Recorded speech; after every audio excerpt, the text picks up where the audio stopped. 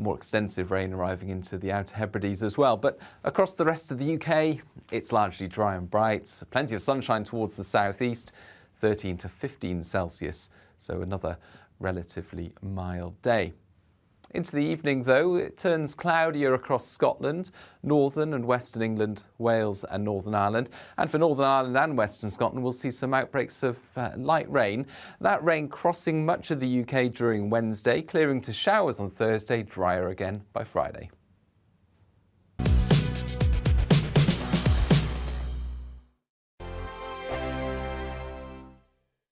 We are GB News, the People's Channel. And right across the United Kingdom. You can find us on Sky Channel 512. Virgin Media Channel 604. Freesat Channel 216. Freeview Channel 236. And YouView Channel 236. You can also take us with you on DAB+ radio. With the GB News app and at the website gbnews.uk. We're absolutely everywhere. Come join us on GB News, the People's Channel, Britain's news channel.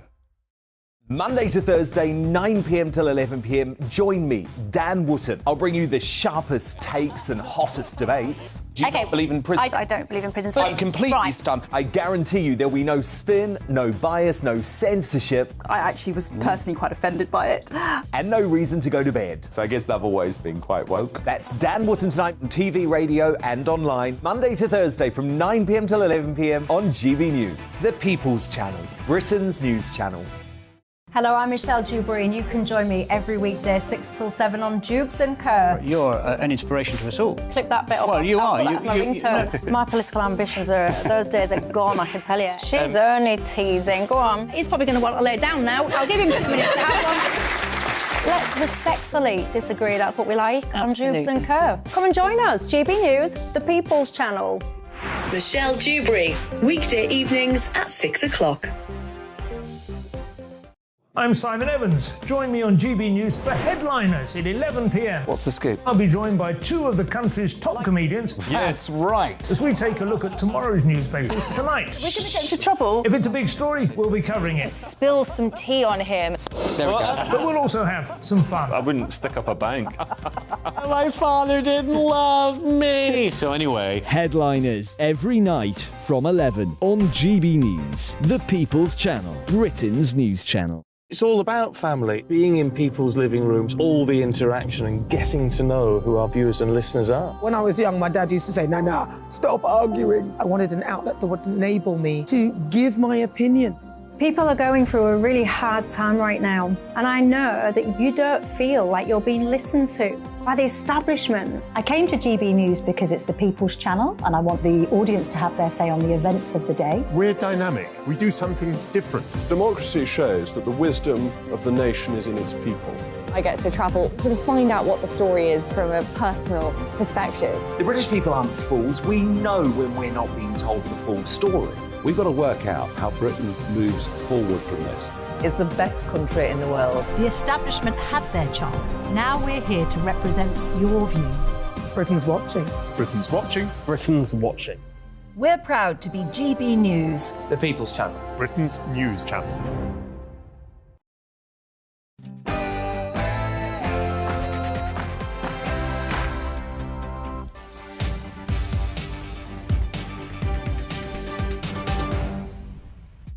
A very good afternoon. It's 12 noon. This is GB News Live. I'm Mark Longhurst, and this is what's coming up for you this Monday lunchtime. Political correctness will not stop the crackdown on grooming gangs, according to Rishi Sunak. He sets out plans for a new police task force, but the inclusion of ethnicity data has led to the NSPCC warning sexual predators did not just come from one background, and the government risks creating a new blind spot, they say. The flight to a fight. Donald Trump's plane ready on the tarmac to fly him from Florida to New York. He faces arrest and indictment for what may be 30 charges of alleged business fraud. His lawyer says he's gearing up for battle over the alleged payout to former porn star Stormy Daniels. We'll have the latest live from Mar-a-Lago and New York. And the search for a previously unknown political species. Why Stevenage woman is now being hunted by Labour in their efforts to win the next election.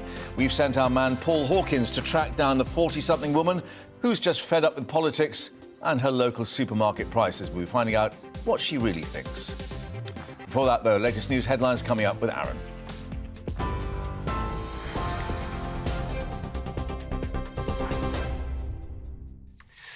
Good afternoon to you. It's a minute past 12. I'm Aaron Armstrong in the GB newsroom.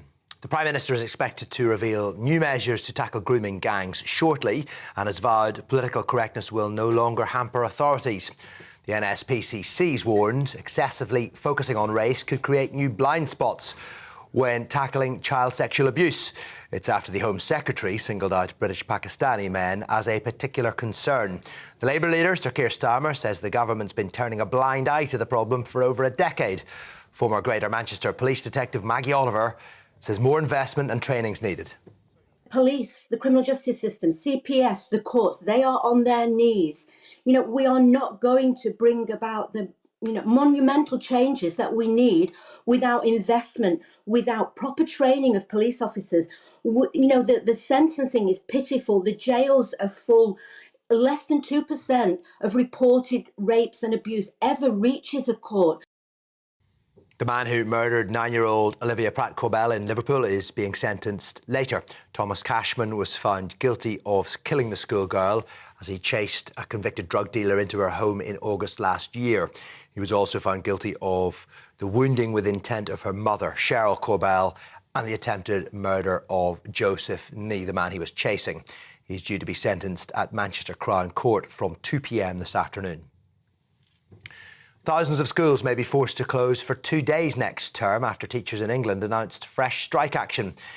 They will walk out on the 27th of April and the 2nd of May after rejecting the latest government pay offer. 98% of NEU members voted against a £1,000 one-off payment on top of this year's pay rise and a 4.5% increase for the next school year.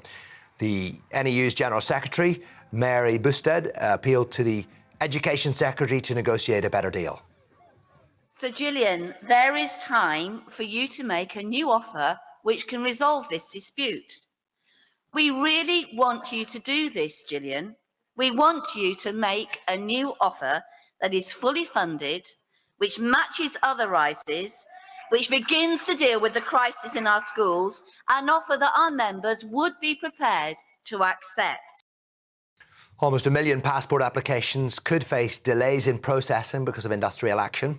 More than 1,000 passport office workers across 8 sites have walked off the job for 5 weeks from today, with the Public and Commercial Services Union saying it will have a significant impact. The General Secretary of the union's written to the government calling for urgent talks in a bid to resolve the matter. Nikki Kelvin, head of the travel website The Points Guy UK, says people may need to rethink their holiday plans. A great way about it. The only way is to plan ahead. If you've got, if you want to get away in the coming weeks, but your passport has expired, you might need to look at your destination. Think about staying at home or going to Ireland, for example, where you can travel with just ID and not with a passport. Donald Trump will fly from his Mar-a-Lago estate in Florida to New York later today. We can see a live shot of his plane now, getting ready to depart from West Palm Beach. The former US president's been indicted in relation to alleged hush money payments made to the adult film star Stormy Daniels ahead of the 2016 election.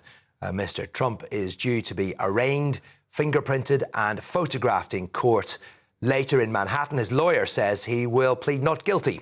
He is due then to speak in Florida tomorrow. In Russia, a woman's been arrested over the death of a prominent pro-war blogger in St. Petersburg. Footage purportedly shows Daria Trepova carrying a box into a cafe where the explosion killed Vladlen Tatarsky and injured 32 other people. Police have released a video of her saying she has confessed to the crime. Mr. Tatarsky was a vocal supporter of the war in Ukraine, embedding with troops and providing running commentary of the invasion.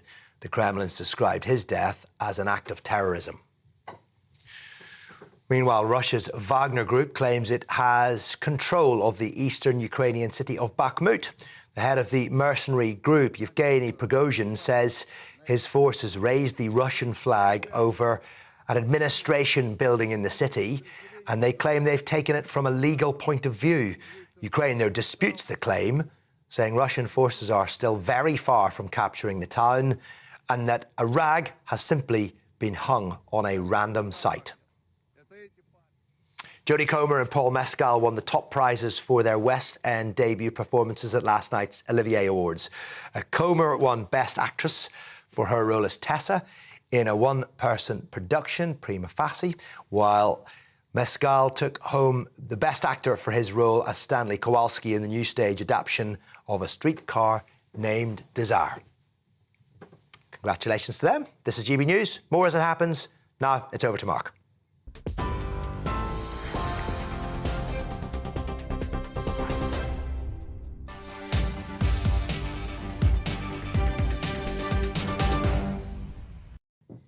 Aaron, thank you very much indeed. So the Prime Minister pledging that political correctness will not get in the way of a crackdown on grooming gangs, as ministers promise tougher sentences and extra support for local police to protect children from abuse. Well, Rishi Sunak has been in Rochdale in the north of England to announce a new set of measures the government says will protect young women and girls from sexual abuse. But the measures will also controversially see ethnicity data used to support police investigations. The Home Secretary, Suella Braverman, had said that some of the grooming gangs had been overwhelmingly British Pakistani males. But the NSPCC in reaction said sexual predators did not just come from one background and that her approach risks creating new so-called blind spots. Let's cross now to Westminster and speak to our political reporter, Catherine Forster. And Catherine, of course, the decision to take this to Rochdale has also brought the criticism of so-called dog whistle politics being involved. Well, yes, not everybody clearly is happy with the focus that Suella Braverman, Home Secretary, has put on British Pakistani men. But, of course, many of the grooming gangs that have been uncovered over the last few years, and this is a problem that goes back decades, were predominantly found to be mostly British Pakistani men. Of course, overall in the UK, the vast majority of child sex abuse against young girls and women is by white men, but then the ethnic makeup of the UK is only 14% from ethnic minorities. But certainly this is a fight that the government is very, very willing to have. Parliament behind me may be in recess for the Easter holidays, but Home Secretary Suella Braverman, Prime Minister Rishi Sunak have been up in Rochdale and in Leeds this morning unveiling their new plans to crack down on grooming gangs specifically. So they're introducing this task force of trained officers who will go to areas with gangs to help them. There will be mandatory reporting of ethnicity so that they can evaluate the ethnic makeup of the people committing these crimes much better than they currently can. And there will be a mandatory duty on people who work with children and have a duty of care for them. So teachers, police officers, social care workers, etc. If they have evidence that a child is being groomed or sexually exploited, they will have a legal obligation to speak up. And finally, there will be tougher sentencing by the courts and also more money for a whistleblowing phone line operated by the NSPCC that the government is increasing the funding for. So lots of tough talk. Labour are basically saying, what took you so long? Keir Starmer is agreeing that, yes, there must be no place for political correctness getting in the way of people being brought to justice for these crimes, and also saying what took you so long, because Labour have been calling for some of these measures for years. I don't think it's any coincidence at all that we're just a few weeks off local elections in May, and the government will be hoping for some positive headlines from this. Yeah, Labour basically saying they'd called for these specialist police teams nearly a decade ago. And, of course, Suella Braverman was indicating that, in her view, the Labour authorities involved had turned a blind eye, was the phrase that she'd used.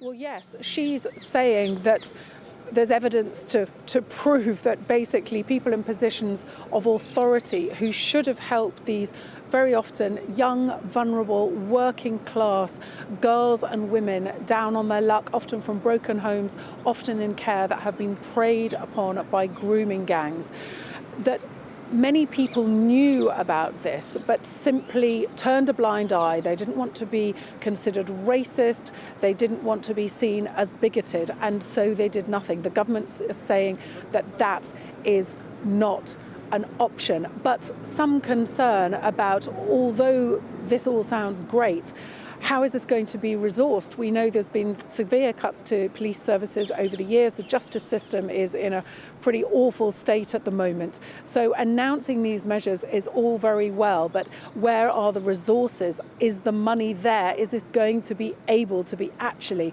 put into practice? That's another matter entirely.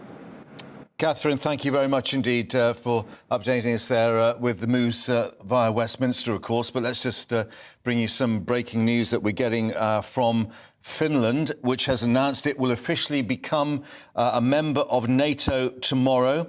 This, according to the Finnish president's office. Of course, it had been the situation that Turkey was holding up the various additional membership applications. But the importance being, of course, that Finland shares that land border with Russia. So there may well be some reaction a little later from the Kremlin, but certainly Finland in Helsinki now announcing that officially tomorrow they will become a member of the NATO military alliance. Reaction on that as we get it. Now, schools to face more strikes this spring, I'm afraid. Teachers overwhelmingly voting today to reject the government's latest pay offer. The ballot this morning revealing a huge 98% of the National Education Union voting to reject the latest deal. The union's leadership had called that offer insulting. Well, the government said it had offered £1,000 in cash payment on top of an average 5.4 pay rise for last September, plus an average 4.5% rise for this coming year. Strikes now planned for the 27th of April and the 2nd of May, although the union says GCSE and A-level studies will be exempt. Let's get more now with Christine Cunliffe, head teacher at the LVS school in Ascot. Students of all ages from 4 to 18. And Christine, I guess you're already having to make the various alterations and getting the arrangements in place to carry on as best you can. Well, independent schools aren't affected as much as state schools because the dispute is actually with the government rather than the employer, which we find with the independent sector. But obviously we're watching very closely because this isn't just about teachers' pay. This is about the recruitment crisis. With the amount of teachers that are actually leaving the profession, they're swarming out the profession because it's just not recruiting the right people into the right jobs. And a lot of children have non-specialist teachers in front of them, and it's not good enough. Yeah, and I gather that the numbers going into teacher training are down as well. And obviously the union has indicated it's because of not just the poor pay, but the conditions as well now, with some 53 hours some teachers say they're having to work a week. Yeah, there's many factors here. Number one, if you were a good maths graduate or physics graduate or a chemistry graduate, would you actually go into industry and earn a lot more money and have better working conditions? Teachers see a lot of people working from home now. Now, obviously, we can't do that, but they're looking at professions where there is that flexibility in how they work. And also, if you're coming into the profession as well, there are bursaries, but for those subjects that are really hard to recruit into. But then they're very inconsistent, and sometimes the offers are withdrawn, and they're not for long enough either. You come into the profession, once you've got your PGCE, you then have to do a further 2 years of early careers teaching. Now, that was brought in at a time when the recruitment issue was well underway. It's been in decline for the last 10 years. And there's a lot of bureaucracy, repetition.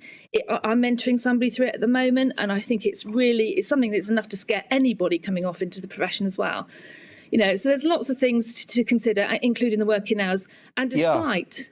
I know there's a national thing that they say teachers have 17 weeks holiday or whatever a year. In reality, that's not the case. Because obviously you're having to mark in the evenings and the weekends and so on. But it is a sort of parallel assessment to what we heard with the health unions, where it's not just about pay, it is the working conditions and the stress and the strain. And we've got the union accusing the education secretary of bullying tactics as well. It does seem that it's got quite bitter. I think it's going to get bitter because I think the profession's been overlooked and it hasn't been tackled. At the end of the day, the children come first in this, and the children are the real victims because they don't have specialist teachers in front of them. And it needs to be, it needs a closer look at, and look at the recent things we've had with Ofsted as well. So not only have we got the working conditions, the relatively poor pay, the training that people have to go through, the long hours, and really, I do think there's a lack of support for the profession, and we need to be very careful, and something needs to be done now. Yeah, we do understand, however, that despite this overwhelming vote, it may well be that GCSE and A-level students will be spared the worst of the disruption. Is that your understanding as well? Yeah, and I would hope so. I think and it's very sensible, and there's a way of covering it as well. And I do hope that the teachers are in front of those children because they've had enough to go through. And again, they come first. Let's think about them first. Yeah, because clearly this is a generation that's been affected by the lockdowns and then the industrial action following fast on after. Yeah, something's got to be done about the profession. It's just a shame that it has to come to strike action for the government to actually sit up and listen to what's going on. This is not a new thing. It's been a 10-year decline, and now we've got to crisis point.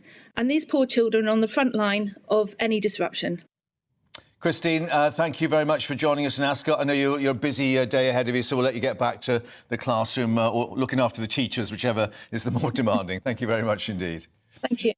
And, of course, we'll update you with more reaction to after that vote. 98% in favour in that ballot. Coming up, too, a flight to start a fight. We'll get the latest from the United States. Donald Trump's plane is on the tarmac, ready to fly to New York from his Mar-a-Lago residence. We'll be finding out what awaits him when he gets to New York.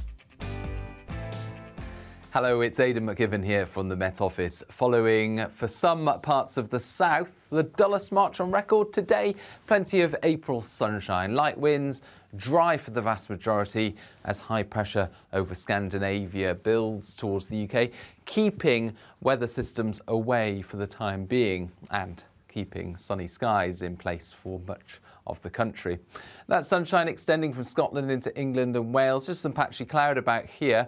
Northern Ireland seeing a bit more cloud, I think, and a fresher breeze. But for the vast majority, it's dry, it's bright, and with the sunny skies and the light winds, feeling pleasantly warm. 11 to 14 Celsius for most.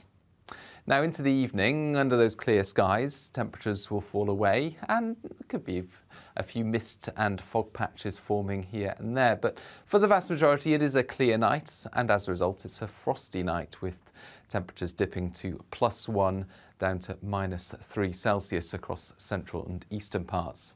I think for western Scotland and Northern Ireland, here we'll see thicker cloud and by dawn, a few outbreaks of mostly light rain into the Western Isles. That's skirting Caithness, Sutherland and then arriving into Orkney later in the morning. Northern Ireland, a few bits of rain in the far west first thing and then further rain arriving by the end of the afternoon, and that's more extensive rain arriving into the Outer Hebrides as well. But across the rest of the UK, it's largely dry and bright. Plenty of sunshine towards the southeast, 13 to 15 Celsius, so another relatively mild day. Into the evening, though, it turns cloudier across Scotland, northern and western England, Wales and Northern Ireland. And for Northern Ireland and western Scotland, we'll see some outbreaks of light rain. That rain crossing much of the UK during Wednesday, clearing to showers on Thursday, drier again by Friday.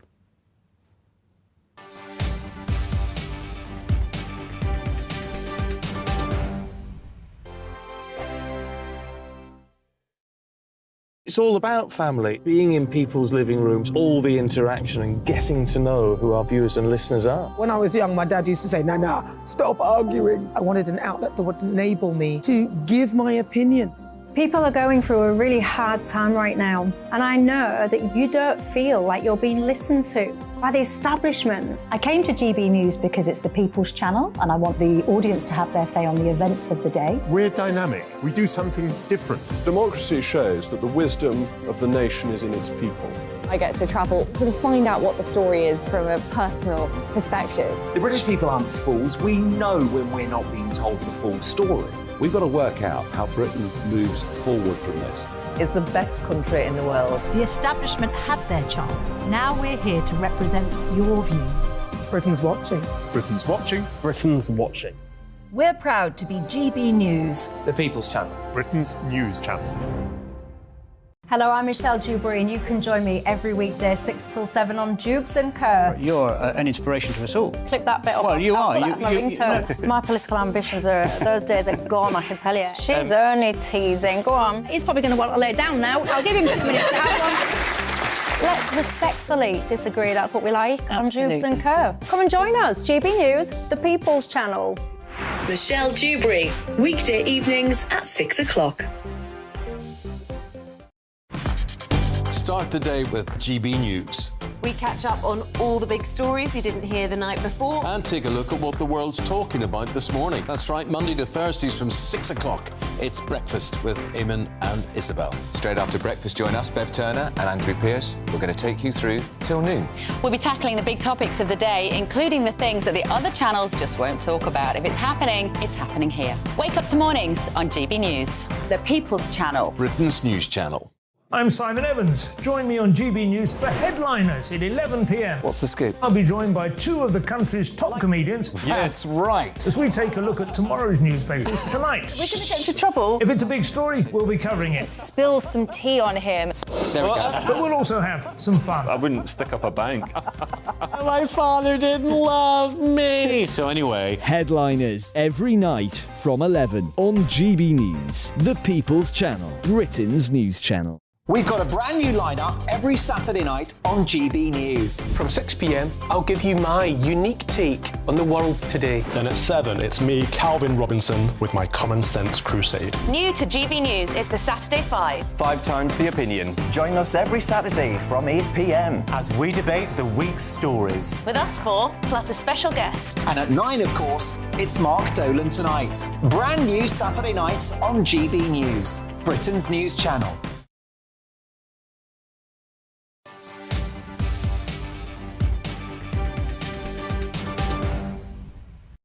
And welcome back to GB News Live. So, leaving on a jet plane, don't know when he'll be back again. Yes, Donald Trump packing his bags as we speak, ready to go on this personal jet, waiting on the tarmac at West Palm Beach, Florida, ready to fly to New York. Former president to face charges and arraignment for alleged business fraud. He's set to leave his compound in Mar-a-Lago in Florida shortly to begin that journey north and start, as his lawyer has stated, gearing up for battle. Well, the former US president expected to appear in court tomorrow to be arraigned, fingerprinted and photographed. He's facing charges related to so-called hush money paid to the porn star Stormy Daniels before the 16 election. His lawyer saying he will plead not guilty. Let's get more with our political editor, Darren McCaffrey, who is waiting in New York with the yellow cabs all lined up there, but no Trump supporters as yet, Darren.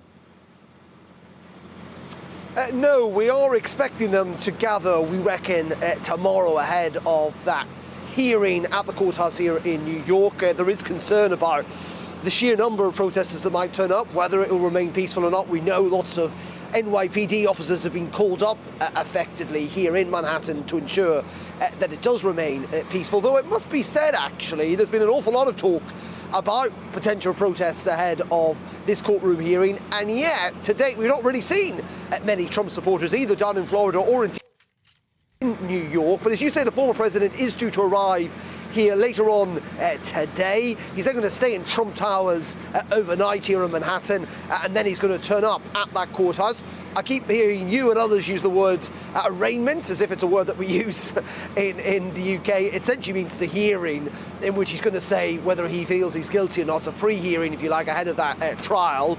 And I think in the end, Mark, what we're likely to see is actually not very much, potentially, because we know he's probably going to have his fingerprints taken, a DNA swab. He may well have his mugshot taken, though it's not under New York law that has to be released. There is somewhat of a battle between the broadcasters here in the United States and the court officials about trying to get it on TV. No decision has been made on that yet, but he's not going to be handcuffed. He will be surrounded by his Secret Service agents, and it's going to be pretty swift. We expect this trial, if you like, or this hearing to last no more than an hour tomorrow. He's then going to fly back to Florida, where he's going to talk to his supporters tomorrow night. And again, there are big questions about what he can say, because it is entirely possible that the judge essentially says that you can't say an awful lot about this case, because in the end, what he and others do not want is for the former president to prejudice his own case, because this is a case that will have to be heard in front of a jury. Yeah, and of course they've already made much of political witch hunt, and that it's the Democrats causing all sorts of difficulties behind the scenes. But we reflect, it is a grand jury, I think 23 individuals who've actually decided that there is a case to answer and for the prosecution to proceed. Yeah, if you listen to the Trump camp, they argue that this has all been led by a Democrat, and it is fair to say that the man prosecuting this case was elected as a Democrat and effectively elected to try and indict President Trump. So, you know, that political charge is difficult to get away from. However, they clearly feel that they got enough evidence, and it will go through the judicial system here in the United States. It's interesting when you look at the poll numbers amongst the general US public, Mark, something like 45% feel that if President Trump has committed a crime, he should be held to account, even if actually in the grand scheme of things, this crime is pretty minor, it's pretty complex. It's going to be quite difficult, I think, actually for the authorities here to relate what is effectively a New York state law on a federal election. This is around money, so-called hush money, that was paid to a former porn star, Stormy Daniels, who was alleged President Trump had an affair with nearly 20 years ago, but that they tried to cover up allegedly during the 2016 general election campaign. I think what the Trump supporters, though, are pointing to this morning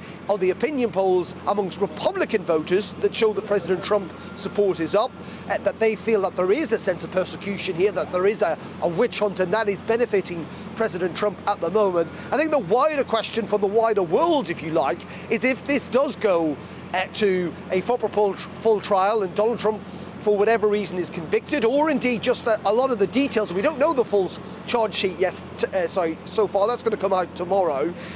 That will the US public be happy? Will they be content with a president that is facing not just an indictment but potential conviction as well? This is the first time, Mark, this has ever happened in US history, that a president, a former president, is facing a criminal trial. And it's difficult to judge, as I say, the impact that could have on the election next year. This is a man, after all, who wants to become the next US president. Yeah, and the 2024 presidential race. We'll touch on that in a moment, because we've just got the pictures coming in Mar-a-Lago, his compound down in Florida. And we understand that maybe his team was rather taken aback by this move in New York, and they've clearly been trying to work out their strategy. And so far, this idea of him being painted a victim may have worked. I mean, we're being told he's received an extra $4 million in donations for that presidential campaign, 16,000 volunteers signing up to assist with his campaign. And here's the interesting, the biggest ever lead over his rival for the Republican ticket, Ron DeSantis. Trump at 57%, DeSantis back at 31%. Yeah, indeed. And of course, that will be good news, sucker, if you like, for the Trump camp. There is no doubt they've been able to rally their base around this, and we'll see that tomorrow night in Florida as well. I think in the end, though, as I say, the bigger question is how will the rest of the US population react to all of this? Because in the end, they'll be the people who potentially decide, or who will decide who the next US president is. But will this help Donald Trump potentially secure the Republican nomination?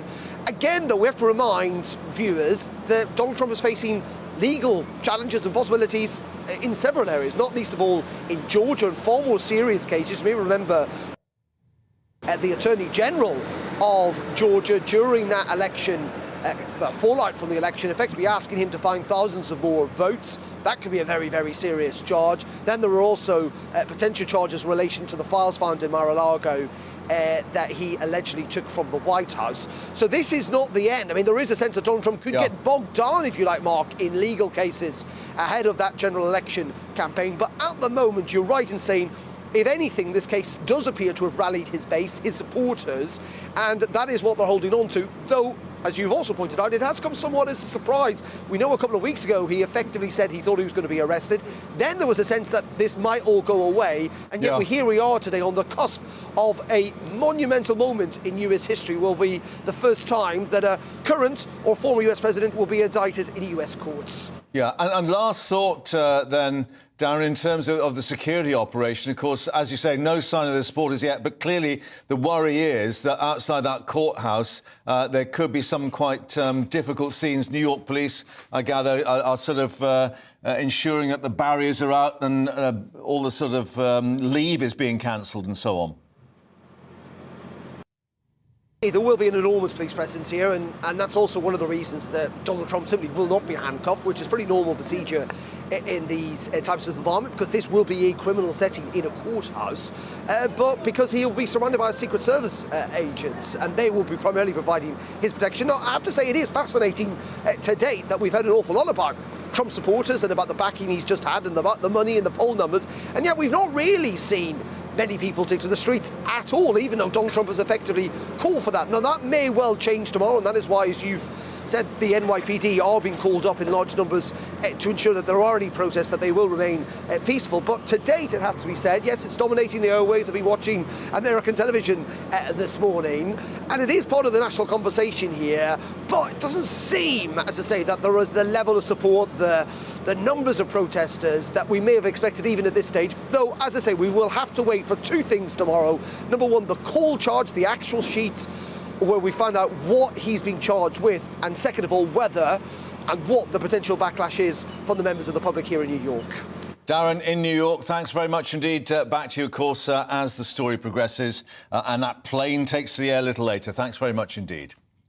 And coming up here on GB News Live, we'll be reflecting on what the oil OPEC companies or countries have done, Saudi Arabia in particular. Oil price back up. What will that do to inflation? Liam Halligan will be telling us how to get his name right, and we'll see what the tax year's got in store for us as well. First, headlines with Aaron.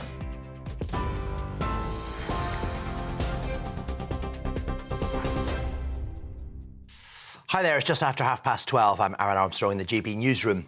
The Prime Minister has announced a new task force to crack down on grooming gangs. Speaking on a visit to Rochdale, Rishi Sunak said the measures aim to prevent victims and whistleblowers from being ignored by authorities because of cultural sensitivity and political correctness.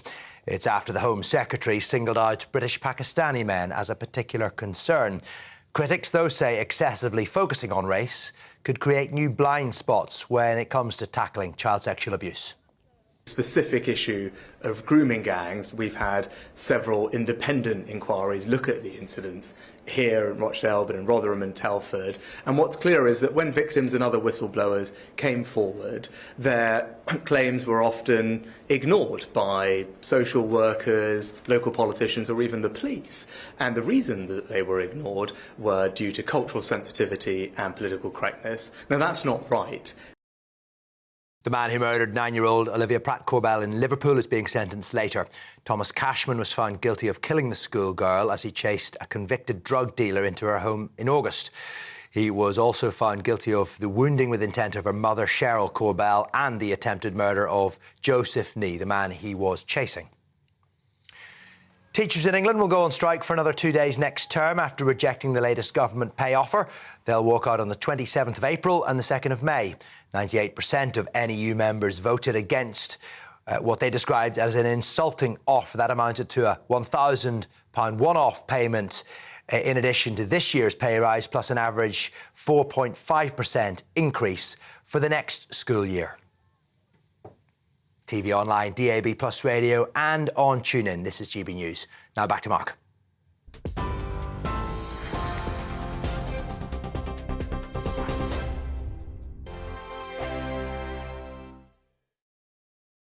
I joined GB News because I was sick and tired of not hearing my views being represented, not just mine, but so many people that I knew and spoke to. I just couldn't get my voice out there. I couldn't say anything. I couldn't do anything. Whatever the narrative was, I kind of had to follow it. GB News is there to provide a voice for those who have been ignored by the establishment media. We think different things. We've got a different style. GB News is here to be optimistic and positive about the future. It's real kind of dynamic and flowing, with the audience very much at the heart of it, like a big family.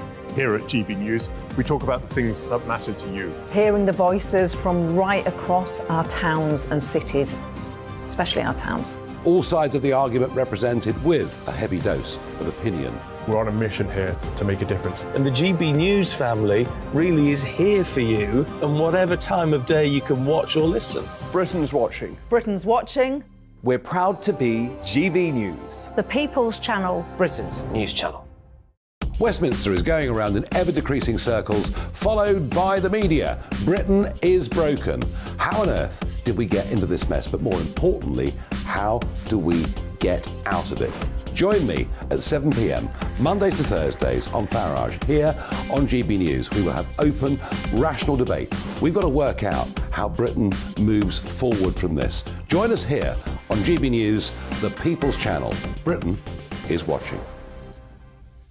You've probably seen politicians interviewed 1,000 times, but we do it differently. We find out who they really are, we don't shout, we chat, and hopefully we bring a bit of light, not just heat. Did you know Kate Moss? Apparently. Do you have a pair of jeans or a pair of jeans? No, of course I don't. What would I do with them? My friends are like, oh my God, what's she doing now? Join me every Sunday at 6 for Gloria Meets, only on GB News, the People's Channel, Britain's news channel. I'm Jacob Rees-Mogg, the Member of Parliament for North East Somerset and a former government minister. For years, I've walked the corridors of power in both Westminster and the City of London. I campaigned in the largest democratic vote in our island story. I know this country has so much to be proud of. We need to have the arguments, the discussions on how we make it better. The wisdom of the nation is in its people. Vox Populi, Vox Dei. That's why I'm joining the People's Channel. Join me Monday to Thursday at 8 p.m. on GB News, Britain's news channel. I'm Mark White. As GB News Home and Security Editor, I cover those key issues that are so important to you. Our authorities, our communities doing all they can to combat violent crime. With the public services under unbearable strain, why are we still failing to control our borders? Defence, the first priority of any government, has been continually hollowed out. Can we trust our politicians to protect the armed forces? Join me, Mark White, on GB News.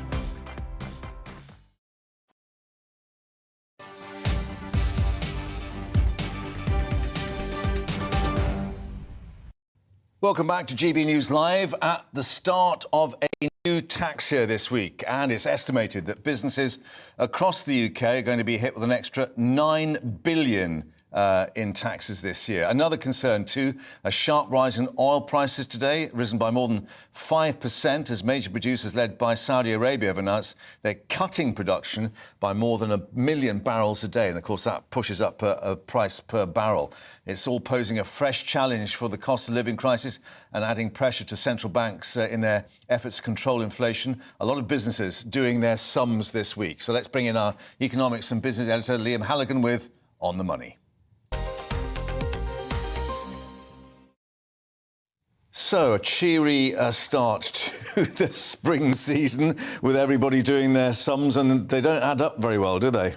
Lots of economics and business news around today, so let's just sort of go through it, Mark. The first thing to say is that there are changes to the support for household energy bills and also business energy bills. I've got a graphic here. So the Ofgem said a couple of weeks ago that the cap on the average household energy bill would stay at £2,500 per year.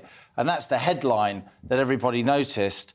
But they didn't say that it's the end today of the £400 a year across-the-board payment to households for paying with their energy bills. So for a lot of households, once the £400 support has gone from the government, their energy bill will actually go up, even though wholesale prices are coming down.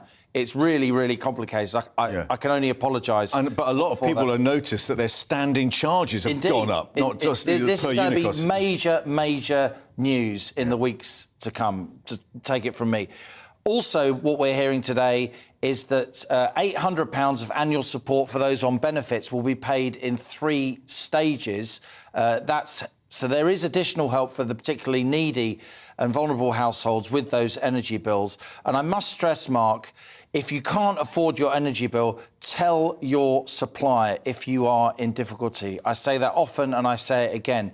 Once you've told your supplier that you're in difficulty paying your bill and they've acknowledged that you've told them, it's much, much harder for them legally to cut you off. Yeah. Particularly if you're on a prepayment meter. And we saw the scandal about that, with the third-party companies going in. This is a very worrying time for lots of householders trying to meet their energy bills and all the other cost increases, but tell your supplier. Now, we've got a lot of people who live in rural areas are on heating oil to actually keep their homes heated. Bad news on oil today because it looks as if the price might start creeping up. Saudi Arabia, the other OPEC plus country, saying we're going to actually start limiting production by an extra 1 million barrels a day.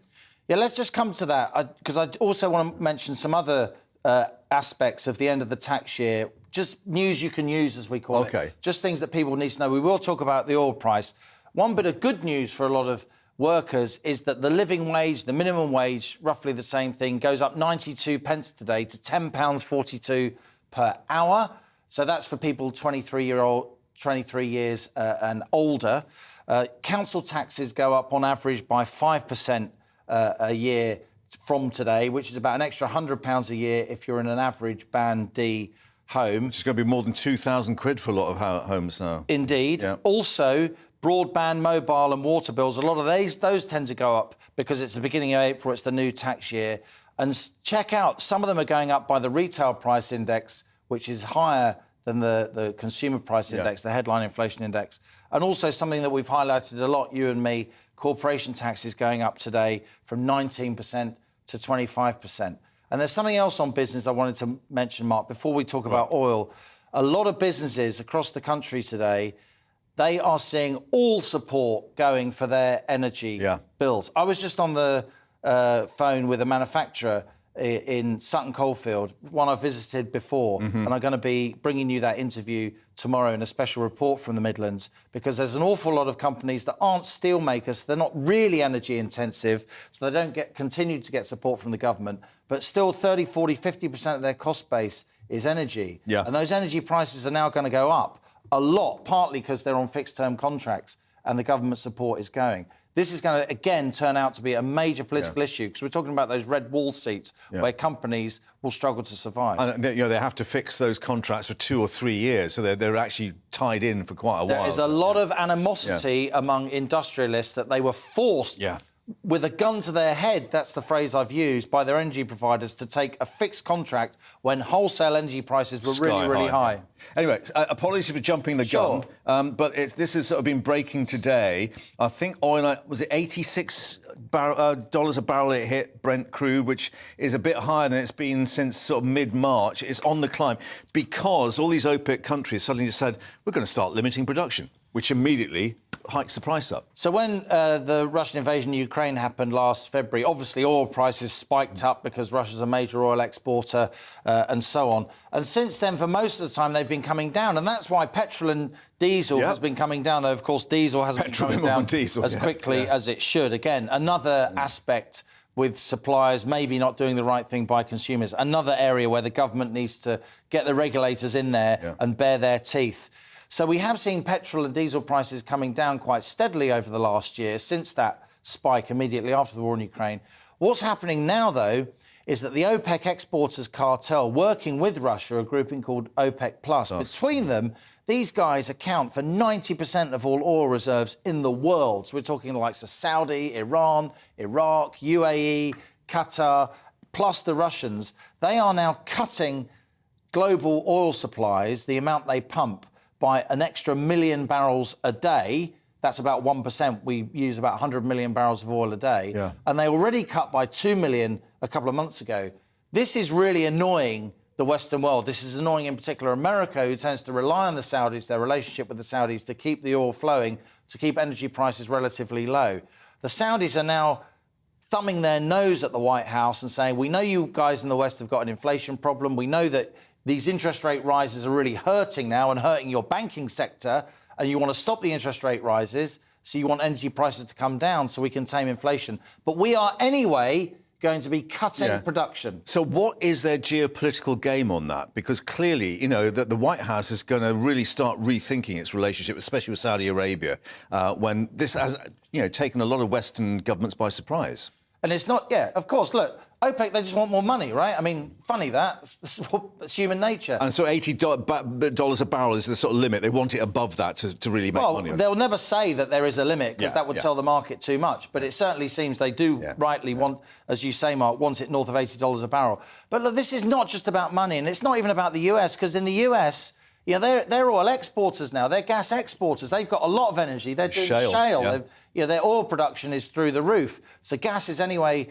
petrol is anyway a lot cheaper in the US. It's Europe that's really going to suffer from this, particularly oil importing companies in Europe like the UK. And it's not just about the money, though. It's also about geopolitics. You've got a lot of countries that aren't in the West, and including the Chinese, squaring up to the West, saying, look, we don't mind doing business with Russia. We're going to keep buying Russian oil and gas. The Indians are doing that. The Chinese are doing that. And we're not going to stop turning the screw on the West through this OPEC exporters cartel, working with the Russians if that's what we want to do. Yeah, and we'll see what the consequences are. Well, certainly $86 a barrel at the moment, but we'll see what happens to that price. Liam, thank you for that. But let's speak now to the Senior Research Fellow at Imperial College and economist Malcolm Grimston, who's joining us now. Malcolm, thank you for your time.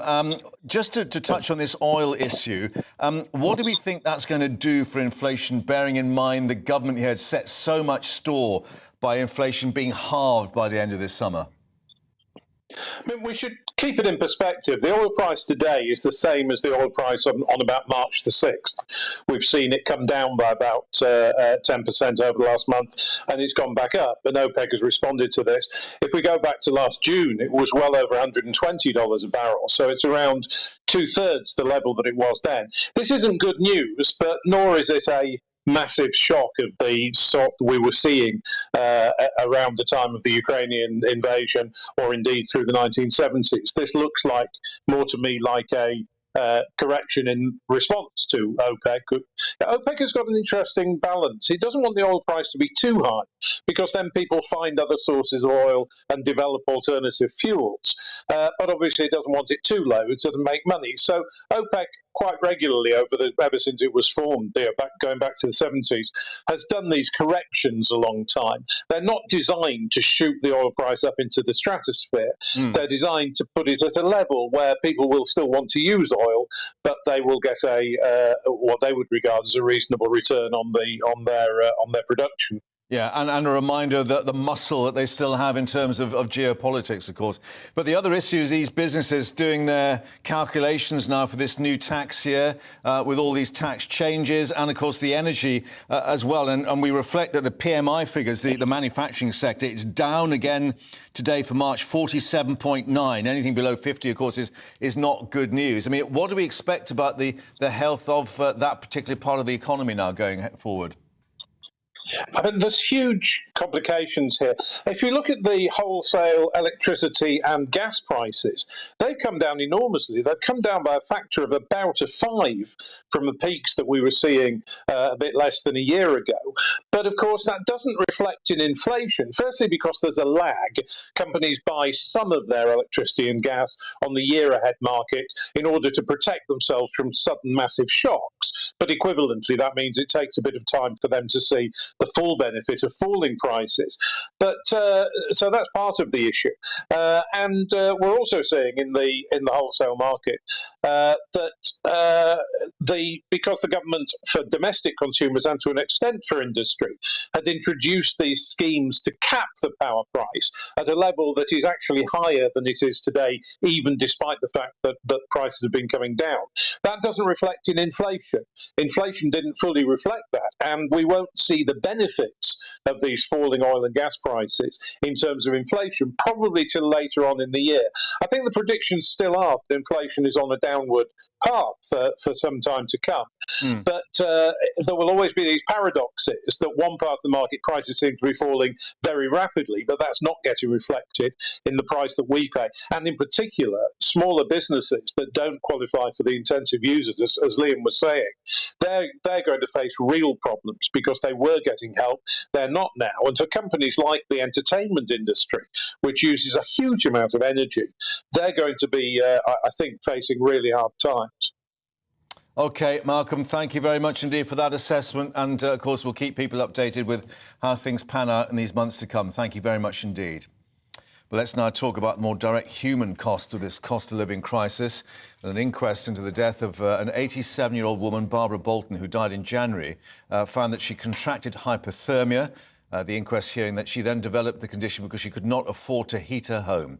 She spent nearly a month in hospital before a decision was taken to place her on so-called end-of-life care. Let's hear more about Barbara's story now from my Yorkshire and Humber reporter, Anna Riley. Anna, it's quite extraordinary tale of modern Britain in the 21st century that someone literally dies of cold. Such a tragic case, isn't it, Mark? Yes, I'm here at Rochdale Coroner's Court, where that inquest is going to conclude later this afternoon into the tragic death of 87-year-old Barbara Bolton, who passed away of hypothermia. We'll find out a little bit more about the circumstances of her death and if any lessons can be learnt from her tragic passing. We know that from what her family have said, she was very concerned about the cost of her heating bills.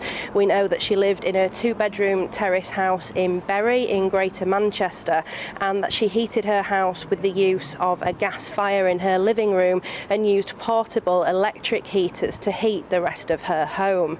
She told her son Mark Bolton on multiple occasions that she was worried about putting her heating on due to the costs.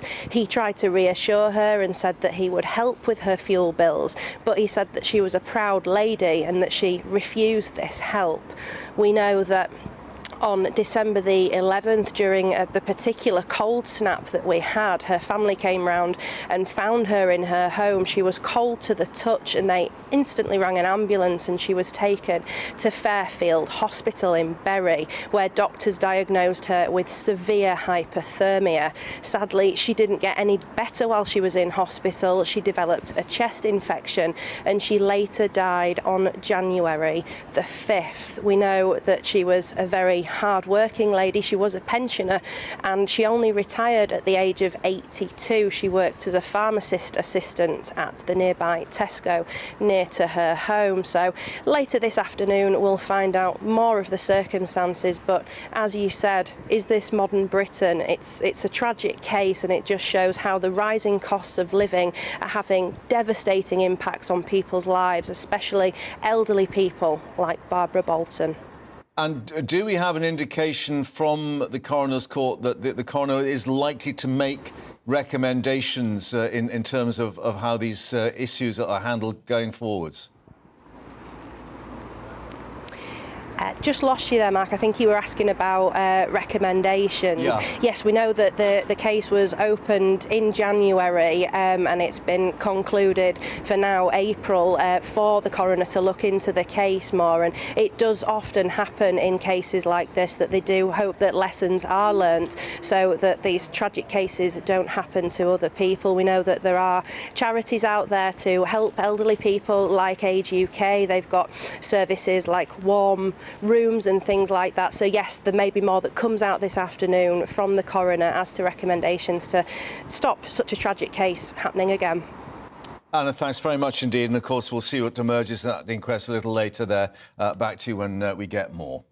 Now, let's turn to football. And the Premier League returned from the international break with a bang, or several bangs to be exact. Chelsea manager Graham Potter sacked as their form continued to dip. And then Brendan Rodgers left Leicester by mutual consent after their loss to Crystal Palace. Aidan's with us in the studio once more. And two success stories, scratching our heads what went wrong in both cases. Potter perhaps slightly out of his depth moving from Brighton to Chelsea. But what's gone wrong with Brendan Rodgers? Brendan Rodgers, my understanding is that he was quite relaxed about having to leave. I think there's an assumption that he needs a change. I look at the players they brought in the last 18 months or so. Yannick Vestergaard, 17 million euros from Southampton. He never really convinced me at Southampton, so I'm not sure what convinced the hierarchy at Leicester, given that they're signing the players and not Brendan Rodgers, that he was going to be a success at Leicester. Patson Daka, 30 million euros from France. Didn't do it. They allowed Kasper Schmeichel, a huge personality in goal, to leave and go to France. Now, you're taking that influence away from the dressing room and around the club, not just what he does on the pitch. They let him walk out and go to Nice last summer. They didn't solve the goalkeeping problem. Danny Ward, Daniel Everson, they've conceded more goals than any other goalkeeper in the Premier League. Some would say the goalkeeper is the most important position on the pitch. So if you don't address that, you're heading for trouble. They're 19th in the table this morning. And that's despite, in January, looking as if they were turning the corner. Yeah. They won away at Villa 4-1. They beat Tottenham at home 4-1 as well. But it just shows, if you get in that cycle, five defeats out of 6, it can land you really low down. Yeah, they're in grave danger of relegation. Was about 9 clubs in that situation at the moment down the bottom? Yes, I can't recall it. I think this time last year, actually, it was pretty tight. Yeah. But prior to then, I don't recall it being quite as tight as that. Although Roy Hodgson shows what a win can do. Well, exactly, yeah, a change, and suddenly Crystal Palace back on the up. But looking then at what's happened with Chelsea, I mean, Potter performed miracles at Brighton. And did very well, yeah. clearly everyone thought he's got the magic touch, and then huge amounts of spending, and it's just not gelled, is it? It's not I mean, look, 31 matches in all competitions, 8 draws, 11 defeats. That's just not good enough for Chelsea. This Clear Lake Capital Group who've come in and bought the club last summer, it's a hedge fund, Mark. And it's the reality, isn't it? So, absolutely, yeah. The reality, call it soccer. That's actually not incorrect though. So soccer comes from association football. Yeah, I know. I remember I used to call it soccer. We used to have jumpers for goalposts and all that. Indeed, but look, they're a hedge fund. They want a return on investment.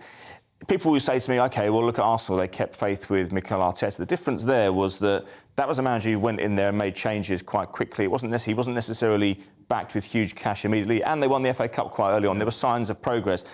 The team selection seems bizarre. I mean, on Saturday against Villa at home, I mean, they had 21 shots on goal, I think it was. Villa had 5, and the only 2 shots on target ended up in the goal. And so if you play those three centre-backs, Reece James, Koulibaly, Mark Cucurella, who's been a flop since joining from Brighton, then, you get very little sympathy when you lose matches like that. Yeah, so was it an embarrassment of riches that Potter had so much coming at him, he didn't quite know where to put the bits of the jigsaw? There was a lack of balance in the signings. Yes, £323 million is a lot of money, but January is a month where you don't tend to spend that much money. So if you don't give him a striker, who's going to put the ball in the back of the net? You could say, well, hang on a minute, he's got Pierre-Emerick Aubameyang on the bench or in the stands. He's a proven goal scorer. Why didn't he play him? But it's not his fault that Romelu Lukaku was sent out on loan last season. All their strikers seem to be unavailable or not able to make do what's required. So what happens now with the musical chairs? I mean, could Brendan Rodgers go to Chelsea, dare one suggest? I don't think he'll end up... Well, look, he's got history with Chelsea. He did coach there. He did learn his trade there under Jose Mourinho. I think it's more likely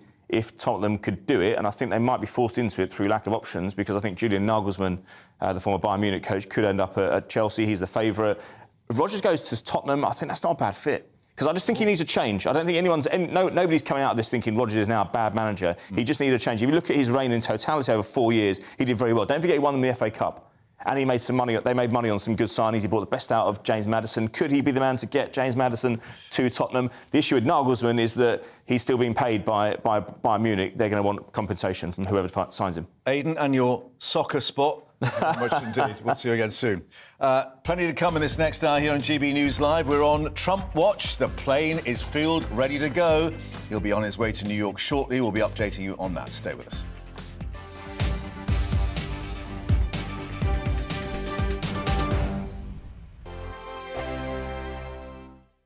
Monday to Thursday nights on GB News. At 6, it's Dubes & Co. 7 o'clock, Farage. At 8, join Jacob Rees-Mogg. And at 9, Dan Wootton Tonight, followed by Headliners. On TV, radio and online. This is GB News. First and foremost, I am a GB News fan, and I was before I was working here. Just love the fact that we're asking the questions that a lot of establishment media won't ask. With a bit of a twist, we not only want to inform you, but we want to keep you entertained. It's worth the drive because you get in and the team's all ready and waiting, they're itching to go, and it's a proper little family. GB News is the people's channel. It's the audience that makes the programme sing. We're giving our viewers and our listeners a voice. I see the thousands of your letters, tweets, emails, you name it, coming in. Britain is broken. How on earth did we get into this mess? But more importantly, how do we get out of it? The establishment had their chance. Now we're here to represent you. It's time for something different. It's time for GB News. I'm very patriotic. I believe in Britain. Our best days lie ahead. Britain's watching. Britain's watching. Join us here on GB News. The People's Channel. Britain's news channel. Join me, Patrick Christie's, Monday to Friday, 3 till 6. We tackle the day's news agenda like you've never seen before. It's high tempo, high octane, the most controversial topics, and the best guests. You will not be able to take your eyes and ears off it. I'm not afraid to ask the questions that you really want answered. 3 till 6 p.m, Monday to Friday on GB News, the People's Channel, Britain's news channel. GB News has its own late-night paper preview show, Headliners, where comedians take you through the next day's top news stories. You don't have to bother reading the newspaper, we've got it covered for you. Headliners, every night at 11 p.m, and repeated every morning at 5 a.m. We won't send you to sleep like some of the other paper review shows out there. GB News, the People's Channel, Britain's news channel. Join me, Camilla Tominey, on Sunday mornings from 9:30, taking the politicians to task and breaking out of SW1 to see how their decisions are affecting you across the UK. Bursting the Westminster bubble every Sunday morning, only on GB News, the People's Channel. Britain's watching. I'm Michael Portillo. Join me on GB News on a Sunday morning for topical discussion, debate, arts and culture, and sometimes even ethical dilemmas. I don't always agree with you, Michael. Michael Portillo, Sundays on GB News, the People's Channel, Britain's news channel. I'm Andrew Doyle. Join me at 7 o'clock every Sunday night for Free Speech Nation, the show where I tackle the week's biggest stories in politics and current affairs with the help of my 2 comedian panellists and a variety of special guests. Free Speech Nation, Sunday nights from 7 on GB News, the People's Channel, Britain's news channel.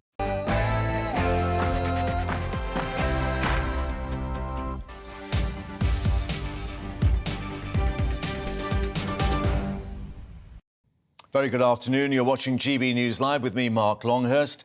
And coming up for you now this afternoon, we have an exclusive with the Home Secretary speaking to GB News to say there needs to be a culture change when it comes to dealing with allegations of child sexual abuse. Well, a short while ago, the Home Secretary spoke to GB News Investigates reporter Charlie Peters. She told him it is not racist to tell the truth. This is what she had to say. It's clear that this has been a scandal that has gone on for far too long. Vulnerable girls in troubling circumstances have been dismissed, have been ignored when they have justifiably complained about sexual abuse, exploitation, being drugged or being raped. And there has been a failure on the part of state agencies, social workers, teachers, the police, to take seriously those concerns. It's on the back of this challenge and real problem which is ingrained in some of our institutions that the Prime Minister and I have now announced a series of package which take us forward, which will ensure that there's now a mandatory duty on child safeguarding professionals to report when they have concerns about exploitation or vulnerabilities. I think that will make a big difference in the action that will be incumbent on professionals to take. We saw in Rotherham and in Rochdale in those scandals that government officials and police officers were not prosecuted despite reports proving that they knew what was going on. Do you hope that with your reforms and with mandatory reporting in particular, that an ethos and a culture of accountability will be introduced? Yes, I think that imposing a duty on professionals will lead to a culture change, will lead to professional change. Ultimately, silence enabled this abuse, silence on the part of professionals, fear of being called racist, fear about cultural sensitivities, fear about inflaming cohesion in communities. It is absolutely vital that we call out the truth of what's been going on, and that's why mandatory reporting is an important tool in the armoury of measures that we're announcing today. Yesterday, when you spoke about your incoming list of reforms, you said that, I think correctly, that British Pakistanis are disproportionately overrepresented in this kind of child abuse, with one Labour politician describing this commentary as dog whistle politics. What do you make of this? It's not racist to tell the truth about what has been going on here in Rochdale or in Rotherham or in Telford. Local reviews and reports have confirmed that the grooming gangs scandal that has gone on here has been perpetrated by largely British Pakistani men.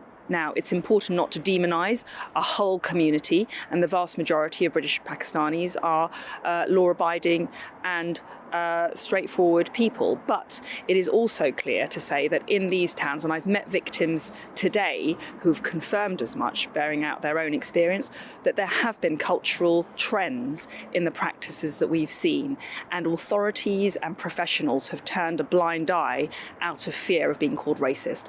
Political correctness can no longer be an obstacle to taking action. What would you say to all the women and girls who, until now, have been too afraid to come forward with their story because they didn't believe that the police or the government would support them? I've met some women and girls today who were victims of child sexual exploitation, and they have explained their experiences of being dismissed, being ignored, not being believed. I urge victims to have confidence in the police, in the authorities. We are leading a step change. The measures that we're announcing today, whether it's mandatory reporting, whether it's a new task force, bringing together specialist police agencies and expertise to crack down on this practice in communities, or whether it's greater data, or whether it's toughened up sentences, represents a real step forward in supporting victims. This government is on the side of victims, and I urge them to come forward. That's how we'll secure justice for them. So that is the Home Secretary speaking to us a little earlier. Just to remind you, you can see the interview in full on our YouTube and Twitter pages. But let's speak now to our political reporter, Olivier Awards, who joins us in the studio. And Olivier, we should reflect that the NSPCC has reacted in a pretty forthright manner, saying sexual predators do not just come from one background. They've held this in reaction to what Rishi Sunak and Suella Braverman said this morning, and pointing out that the Home Secretary's approach could lead to new blind spots in actually going for this ethnicity issue.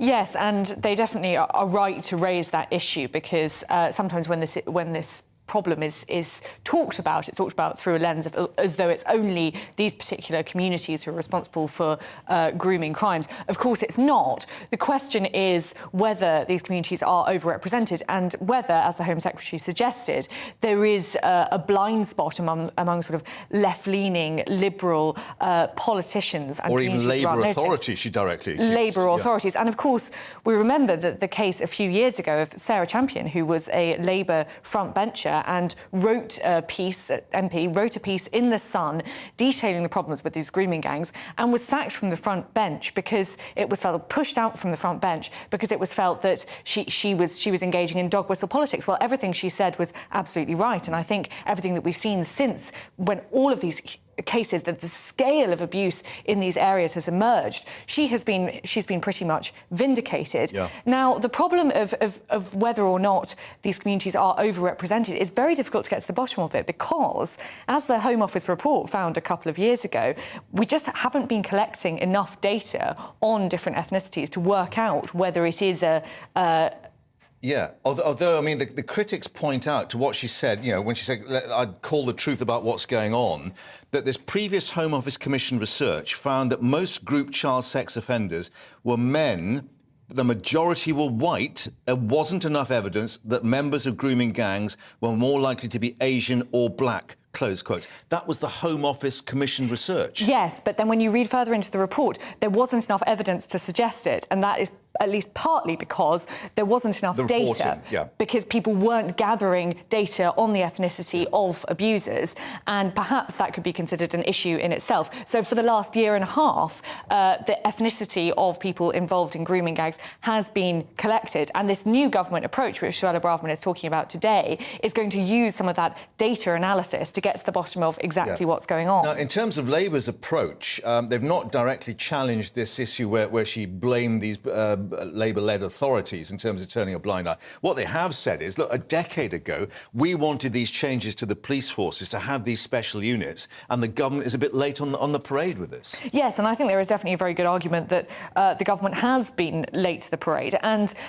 Rishi Sunak promised in the summer, when he was doing his leadership election, and sort of right towards the end of it, when he was worried about losing out to the right of the party, to Liz Truss, he made promises that it would be a criminal offence to belong to or facilitate a grooming gang, and to ensure life sentences for abusers in grooming gangs. Well, the measures that Suella Braverman is talking about today, however tough the rhetoric is, it does actually fall short of what Rishi Sunak promised in the summer. Yeah. So Labour's accusation that the government, although it talks tough, isn't really cracking down on this as much as it could be, could certainly be said to hold some water. Yeah, and of course that's the criticism being levelled at them over the stop the boats policy as well. But we'll see what reaction is on that. Thank you for the moment, Olivia, and as you say, the interview in full on our YouTube and Twitter feeds as well. But let's get more now and cross to Westminster and speak to our political reporter Catherine Forster, because Catherine, of course, the Prime Minister had chosen Rochdale to actually unveil this policy, itself the focus of one of these alleged blind eye turnings, as they've described it. Yes, and of course Rochdale was one of the first places that these grooming gangs came to light. I believe it was the Times that broke it back in 2012. Rochdale, one of the places, Telford, Newcastle, Huddersfield, the list goes on. Of course, in Rotherham, there was over 1,500 girls sexually abused between 1997 and 2013. Now, it has been pointed out that many of these are in Labour-controlled areas. That is absolutely true. Not that that means that that's the only place it's taking place. The government have been keen to stress today, although they are talking about specifically British Pakistani men that are often involved, grooming can take place in any part of the country, any ethnicity can be involved, and anybody can be a victim. But certainly the government are more than happy to take this on head on. They are not concerned about political correctness. They're saying that that has been a factor for too long in people simply turning a blind eye, not coming forward, not saying what they know, and basically allowing these terrible crimes to go on, and they say that enough is enough. So this range of measures that has been announced, obviously the task force putting specialist officers in areas with grooming gangs who are trained to work in this field, mandatory reporting by professionals, teachers, police officers, social care workers.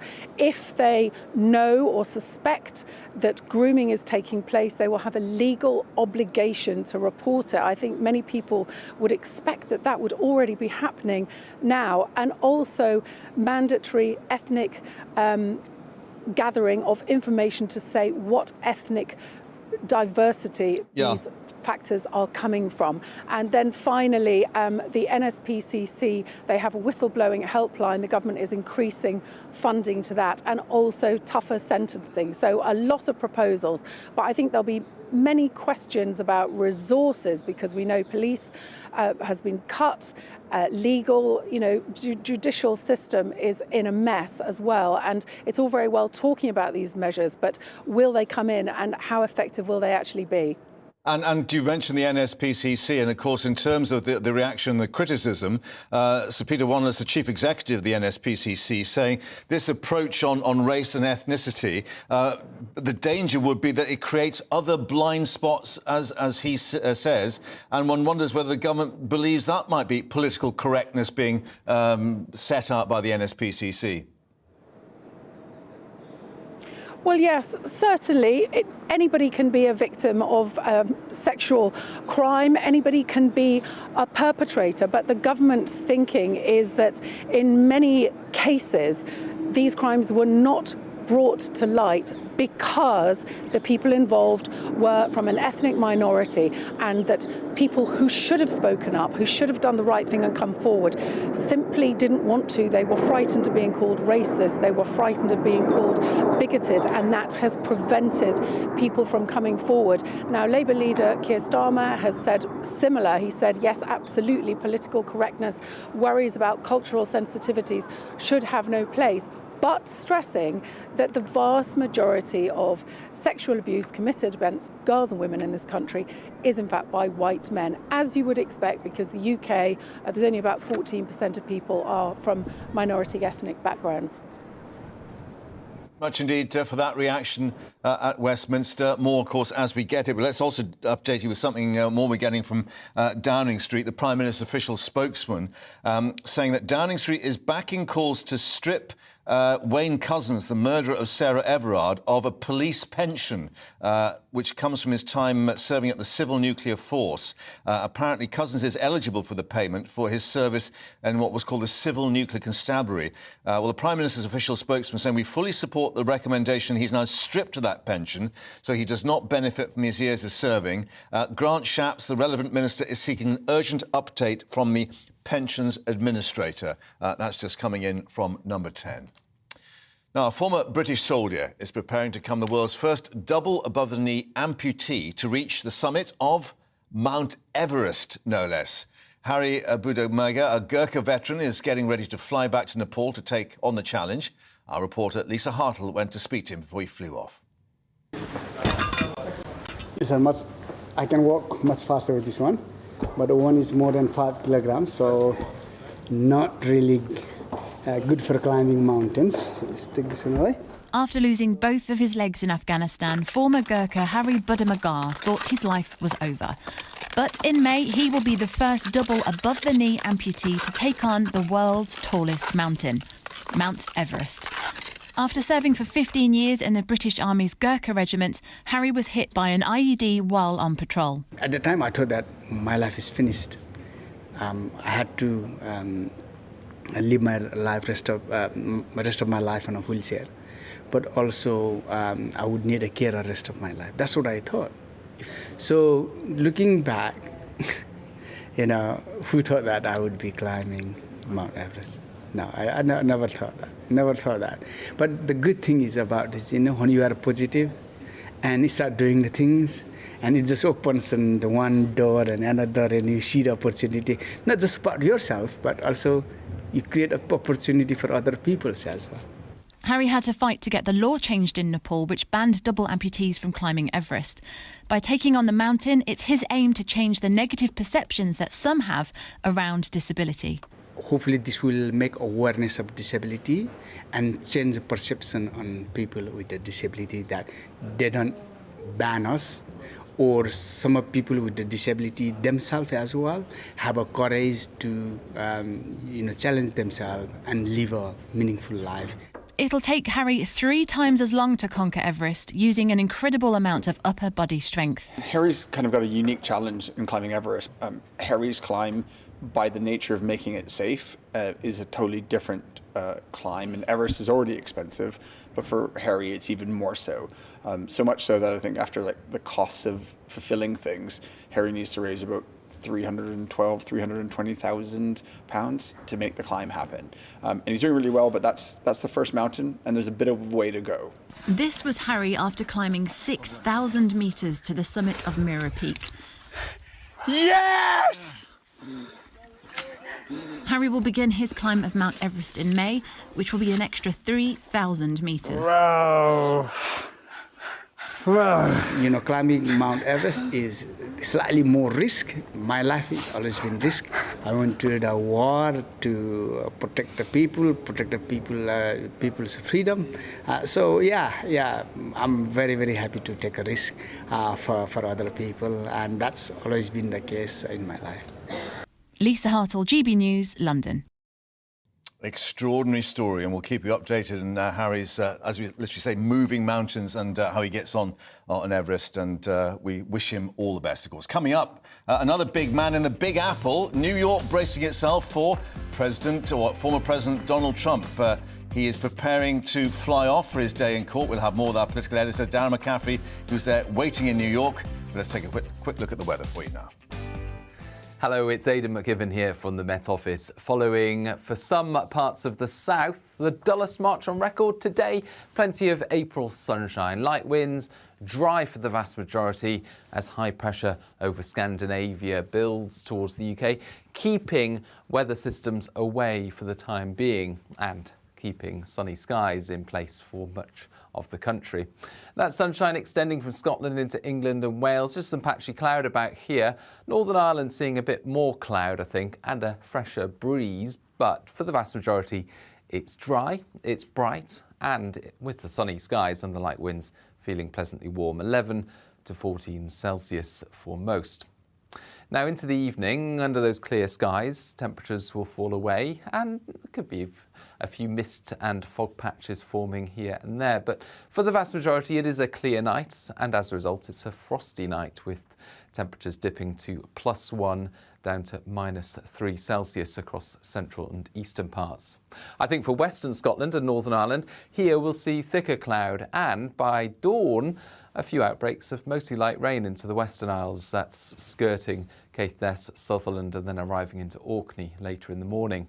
Northern Ireland, a few bits of rain in the far west first thing, and then further rain arriving by the end of the afternoon, and that's more extensive rain arriving into the Outer Hebrides as well. But across the rest of the UK, it's largely dry and bright. Plenty of sunshine towards the southeast, 13 to 15 Celsius, so another relatively mild day.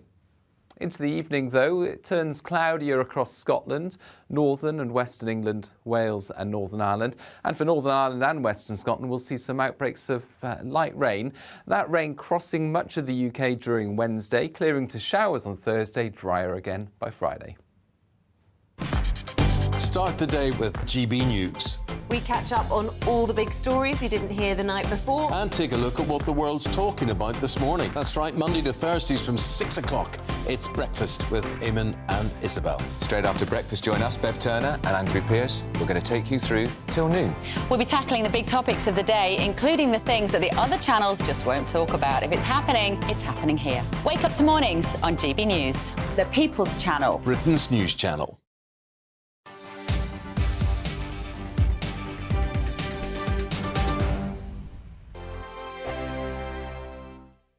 It's all about family, being in people's living rooms, all the interaction and getting to know who our viewers and listeners are. When I was young, my dad used to say, "Nana, stop arguing." I wanted an outlet that would enable me to give my opinion. People are going through a really hard time right now, and I know that you don't feel like you're being listened to by the establishment. I came to GB News because it's the People's Channel, and I want the audience to have their say on the events of the day. We're dynamic. We do something different. Democracy shows that the wisdom of the nation is in its people.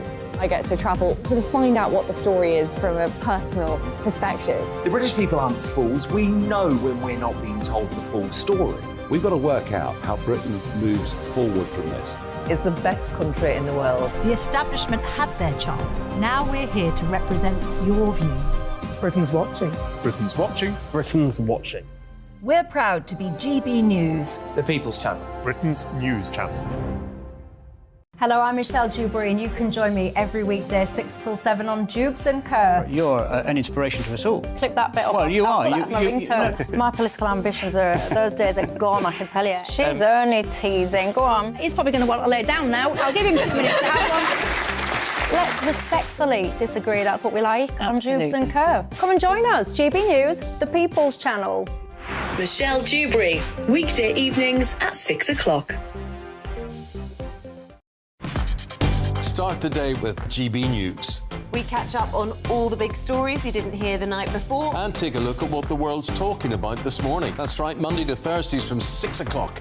It's Breakfast with Eamon and Isabel. Straight after breakfast, join us, Bev Turner and Andrew Pearce. We're going to take you through till noon. We'll be tackling the big topics of the day, including the things that the other channels just won't talk about. If it's happening here. Wake up to mornings on GB News, the People's Channel. Britain's news channel. I'm Simon Evans. Join me on GB News for Headliners at 11 p.m. What's the scoop? I'll be joined by 2 of the country's top comedians. That's right. As we take a look at tomorrow's newspapers tonight. We're going to get into trouble. If it's a big story, we'll be covering it. Spill some tea on him. There we go. But we'll also have some fun. I wouldn't stick up a bank. My father didn't love me. So anyway. Headliners every night from 11 on GB News, the People's Channel, Britain's news channel. We've got a brand new lineup every Saturday night on GB News. From 6 p.m, I'll give you my unique take on the world today. Then at 7, it's me, Calvin Robinson, with my Common Sense Crusade. New to GB News is the Saturday 5. 5 times the opinion. Join us every Saturday from 8 p.m. as we debate the week's stories. With us 4, plus a special guest. And at 9, of course, it's Mark Dolan Tonight. Brand new Saturday nights on GB News, Britain's news channel.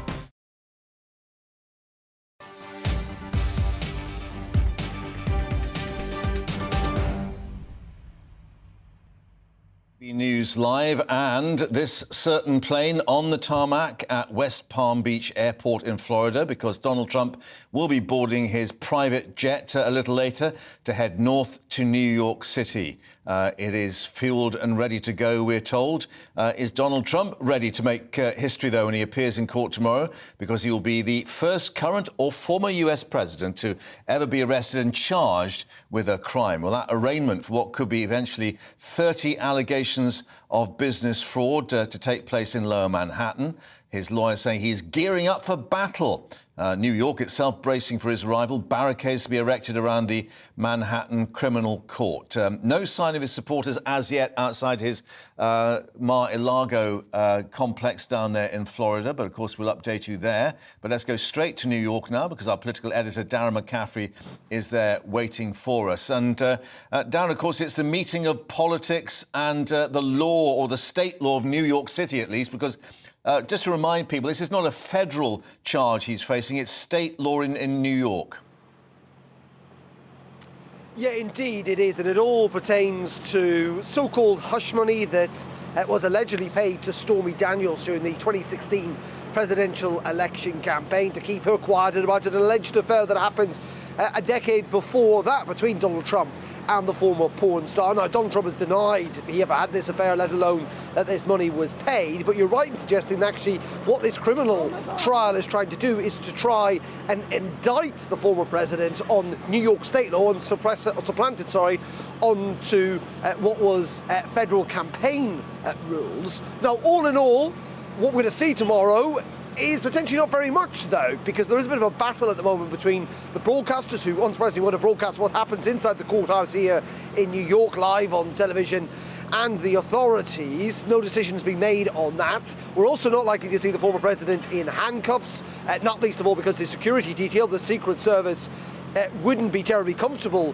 with that. And there's also a sense, I think, amongst some of the politicians and indeed the officials here that they don't want that image to go around the world because it could prove beneficial, not least of all for Donald Trump. But he is likely to get fingerprint, he is likely to get DNA swabbed. There is the possibility he will have his mugshot taken. As you say, it's the first time a current or former US president has ever been indicted in criminal law. It will be quite the moment. And it is a reminder, I think, this is a man facing criminal charges here in New York. It is a man that, if convicted, could well end up in prison.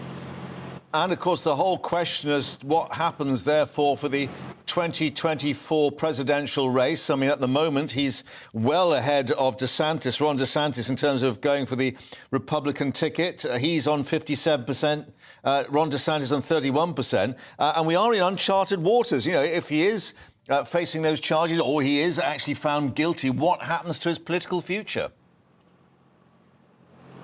Yeah, indeed, there's lots of kind of mechanics at play here. First of all, as you say, on the Republican race, Donald Trump has made it clear that he wants to be the Republican nominee for next year's presidential election. I think what's fascinating is we've seen Ron DeSantis and others like Mike Pence, who might also run as well, Kevin McCarthy in Congress, all the senior Republicans essentially rowing behind Donald Trump, saying that they think that these charges are unnecessary and that this court proceeding shouldn't go ahead, even though they are somewhat bitter rivals now of the former president because they want to get that big prize of the Republican nomination. And I think the concern for all those opinion poll numbers that show that supporters again coalescing behind President Trump, he of course will portray this as some type of persecution, if you like, a witch hunt.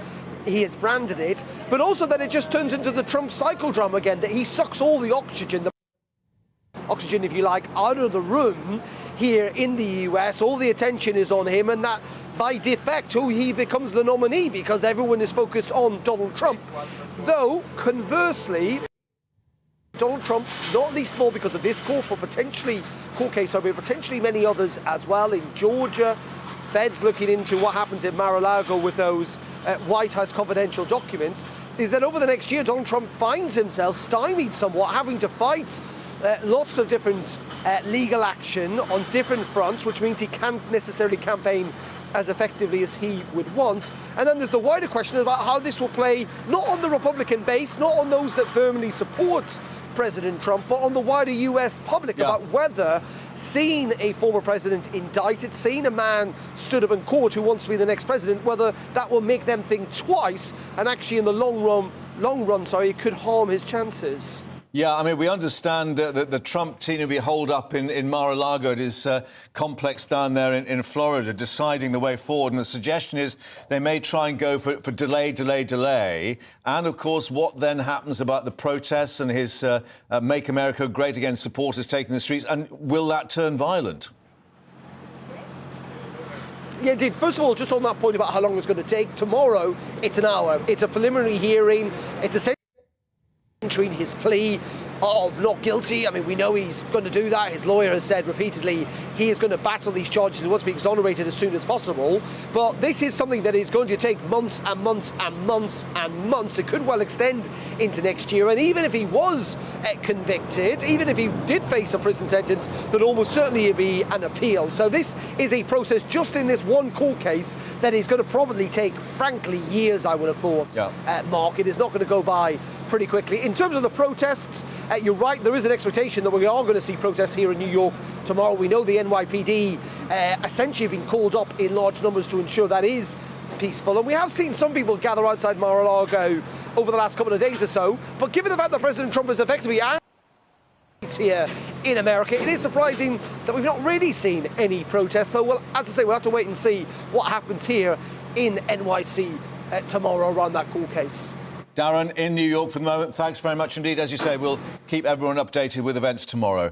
But let's speak now to Professor of US Politics at University College Dublin, Scott Lucas. Scott, just to follow on what we were just discussing there with Darren, interesting that some $4 million in donations for his presidential campaign, 16,000 additional volunteers signing up for the campaign. I mean, it may well pay political dividends for him. Well, inevitably, the Trump campaign is going to try to fundraise off the idea that he's a victim and everyone needs to rally around him.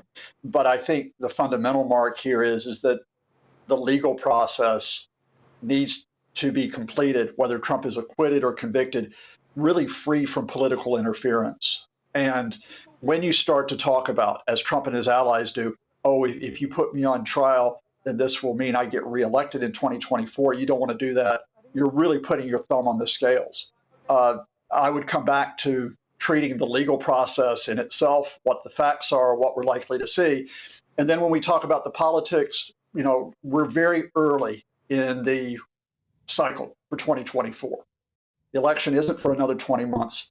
And Trump has to get through what's going to be a fairly crowded Republican field. You mentioned Ron DeSantis, the Florida governor, former Vice President Mike Pence, both probably running. Nikki Haley, the former UN ambassador, has already declared. We could see Senator Tim Scott, the first Black Republican candidate who has a chance at getting the nomination. So I think the danger here is Darren McCaffrey said, is that Trump tries to suck all the oxygen out of the room, and frankly, that people help him. However, we are in uncharted territory. If he is found guilty of these charges, state law, business fraud effectively in New York, is that it? Is his political career over? Well, no, because first of all, Donald Trump will never say it's over, even if he was to be put behind bars. And secondly, because the Constitution does not forbid someone who is convicted, let alone indicted, of running for the presidency. What I would say to you, however, on the facts of the case here is that we will find out tomorrow what the exact charges are. But given reliable outlets in the U.S. are saying at least 24 and possibly 30, that is a very large amount, more than I think that we expected. And it means that the charges probably are not just about the Stormy Daniels payoff affair, that they may be connected with other aspects of Trump's business and tax records. And that, I think, would pose a problem for him. Scott, thank you very much indeed. We'll see what, of course, comes up in that court arraignment tomorrow in New York. Thank you very much indeed. Coming up here on GB News Live, who is Stevenage woman and how could she be swinging in the next election? Our reporter Paul Hawkins has been sent to track her down.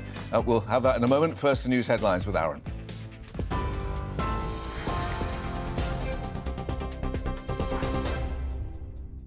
It is 1:33. Good afternoon to you. Aaron Armstrong here in the GB newsroom. The Prime Minister's announced a new crackdown on grooming gangs with a task force to do that. Speaking on a visit to Rochdale, Rishi Sunak said the measures aim to prevent victims and whistleblowers from being ignored by authorities because of cultural sensitivity and political correctness. It's after the Home Secretary singled out British Pakistani men as a particular concern. Well, speaking exclusively to GB News, Suella Braverman says the move was based on local reviews and reports. It's not racist to tell the truth about what has been going on here in Rochdale or in Rotherham or in Telford. Local reviews and reports have confirmed that the grooming gangs scandal that has gone on here has been perpetrated by largely British Pakistani men. Now, it's important not to demonise a whole community, and the vast majority of British Pakistanis are law-abiding and straightforward people. The man who murdered the 9-year-old Olivier Pratt-Corbel in Liverpool is due to be sentenced shortly. Thomas Cashman was found guilty of killing the schoolgirl as he chased a convicted drug dealer into her home in August last year. He was also found guilty of the wounding with intent of her mother, Cheryl Corbel, and the attempted murder of the man he was chasing, Joseph Nee. Thousands of schools may be forced to close for 2 days next term after teachers in England announced fresh strike action. They will walk out on the 27th of April and the 2nd of May after rejecting the latest government pay offer. 98% of NEU members voted against a £1,000 payment on top of this year's pay rise and a 4.5% increase for the next school year. TV online, DAB+, radio and on TuneIn. This is GB News, back in just a few moments.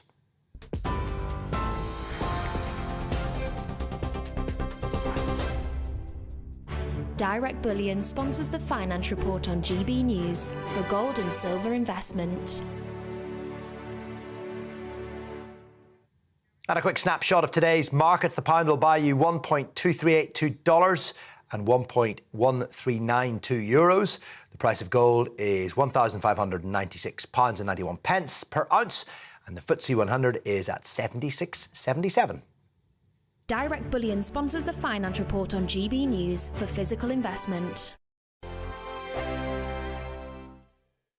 I joined GB News because I was sick and tired of not hearing my views being represented, not just mine, but so many people that I knew and spoke to. I just couldn't get my voice out there. I couldn't say anything. I couldn't do anything. Whatever the narrative was, I kind of had to follow it. GB News is there to provide a voice for those who have been ignored by the establishment media. We think different things, we've got a different style. GB News is here to be optimistic and positive about the future. It's real kind of dynamic and flowing, with the audience very much at the heart of it, like a big family.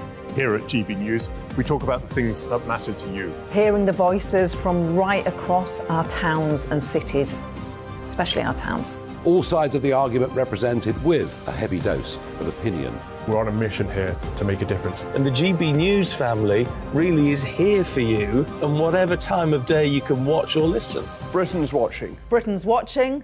We're proud to be GB News. The People's Channel. Britain's news channel.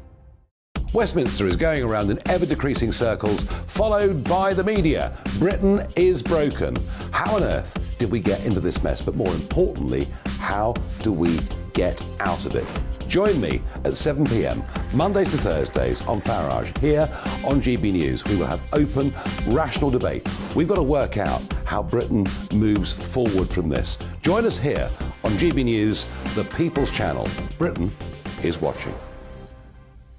You've probably seen politicians interviewed 1,000 times, but we do it differently. We find out who they really are, we don't shout, we chat, and hopefully we bring a bit of light, not just heat. Did you know Kate Moss? Apparently. Do you have a pair of jeans or a pair of jeans? No, of course I don't. What would I do with them? My friends are like, oh my God, what's she doing now? Join me every Sunday at 6 for Gloria Meets, only on GB News, the People's Channel, Britain's news channel. I'm Jacob Rees-Mogg, the Member of Parliament for North East Somerset and a former government minister. For years, I've walked the corridors of power in both Westminster and the City of London. I campaigned in the largest democratic vote in our island story. I know this country has so much to be proud of. We need to have the arguments, the discussions on how we make it better. The wisdom of the nation is in its people. Vox Populi, Vox Dei. That's why I'm joining the People's Channel. Join me Monday to Thursday at 8 p.m. on GB News, Britain's news channel. I'm Mark White. As GB News Home and Security Editor, I cover those key issues that are so important to you. Our authorities, our communities doing all they can to combat violent crime. With the public services under unbearable strain, why are we still failing to control our borders? Defence, the first priority of any government, has been continually hollowed out. Can we trust our politicians to protect the armed forces? Join me, Mark White, on GB News.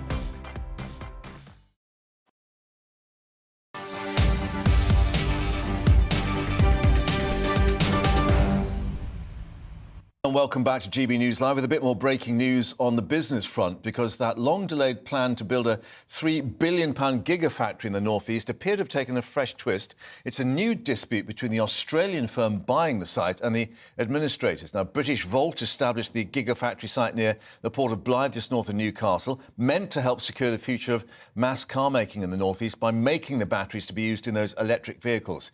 So has that spark been extinguished once again? Let's bring in our economics and business editor Liam Halligan with On the Money.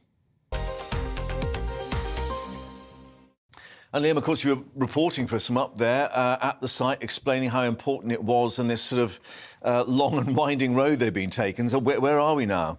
Yeah, we really have tried to stay across this story because this site in the port of Blyth, just north of Newcastle, Blyth, of course, a distinguished deep water port, it's meant the gigafactory is meant to be, you know, being built now. It's meant to be up and running by 2024, 2025, but it's not happening. Now, you can see from these pictures here, the aerial sites, it doesn't look much, but believe me, you can see it's right next to the sea. It's already hooked up to the national grid. Blyth, as I say, is a deep water port, so you can get a lot of the things in you need to build those batteries for those electric vehicles. You know, the lithium, the copper, the cobalt, all of that. It's a perfect place. It's probably the best site for a gigafactory. You've got Nissan up there, the car manufacturer. You've got the car manufacturer, Nissan. You've got other major car manufacturers looking at the northeast. It really is, along with the Midlands, of course, the centre of our car making. Now, Britishvolt, the company that originally proposed it, they went bust. They ran out of cash, and a new Aussie-led company, Recharge, came in, and we reported it. You broke the news here, Triumph and all the rest of it. And they bought the intellectual property and all the rest of it for a single-digit number of millions. Though, of course, they had to do all the investment to make the company happen.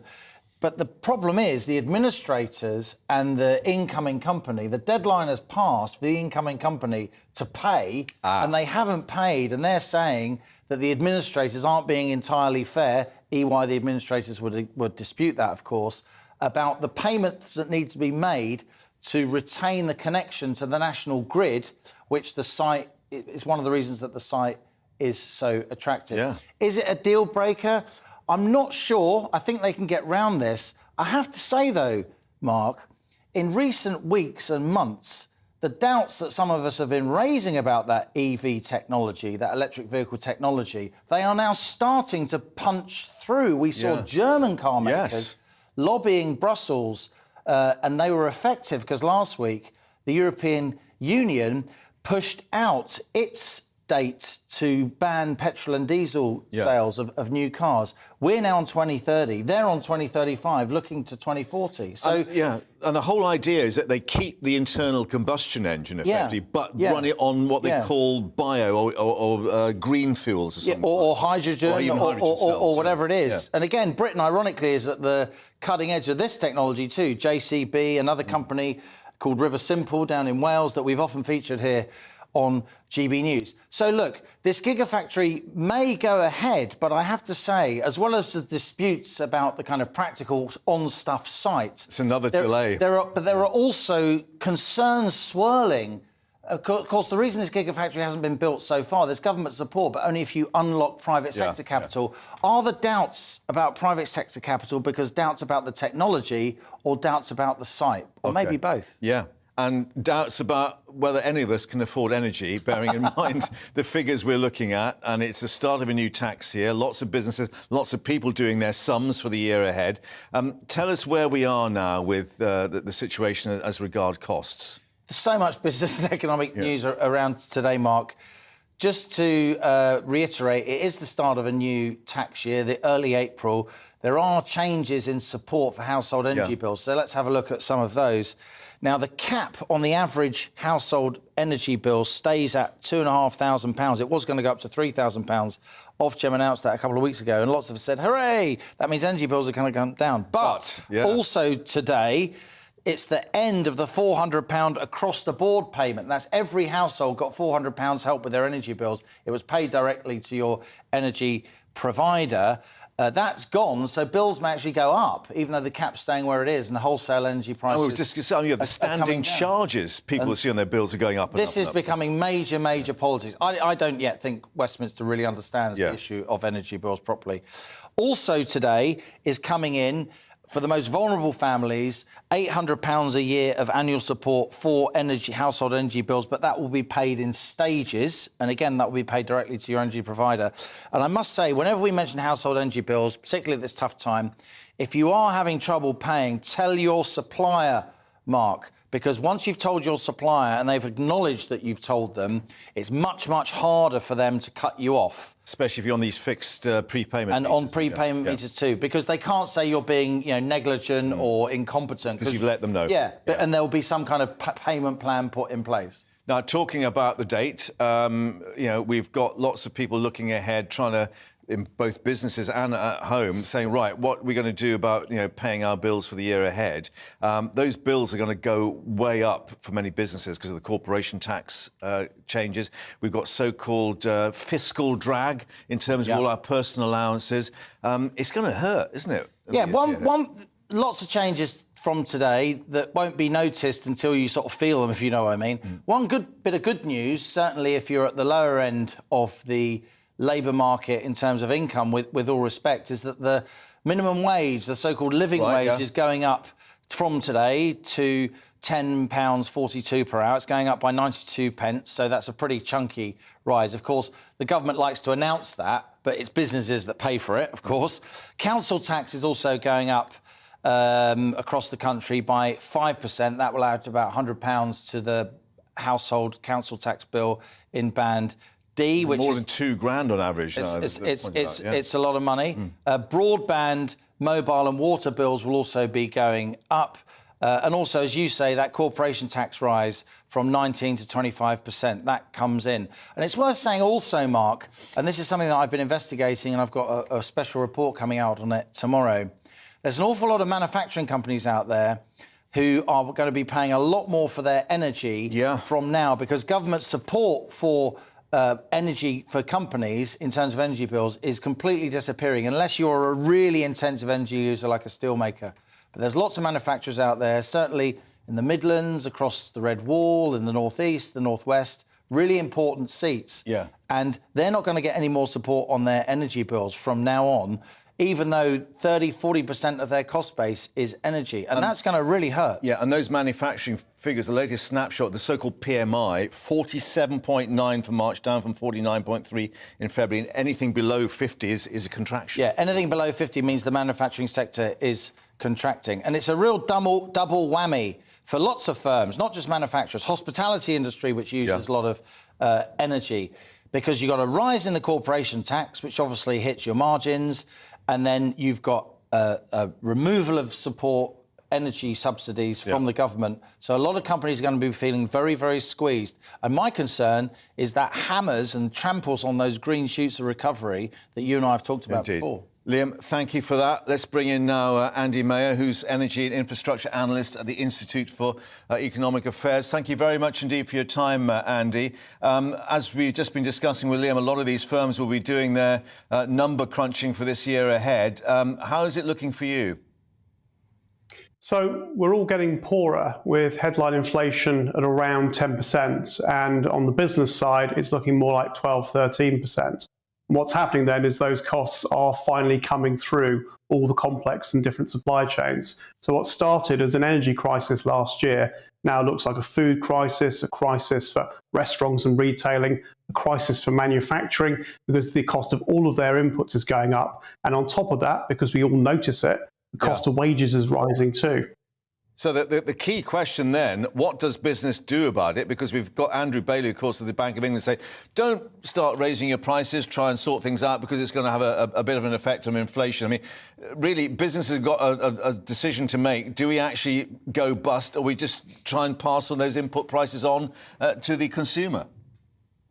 Well, if Andrew Bailey had spent a little bit more time not printing quite so much money and then putting interest rates up sooner to stave off some of the worst consequences of this inflationary trap, then we would all be in better position. We're not, and all businesses can do is deal with the reality that their costs have risen.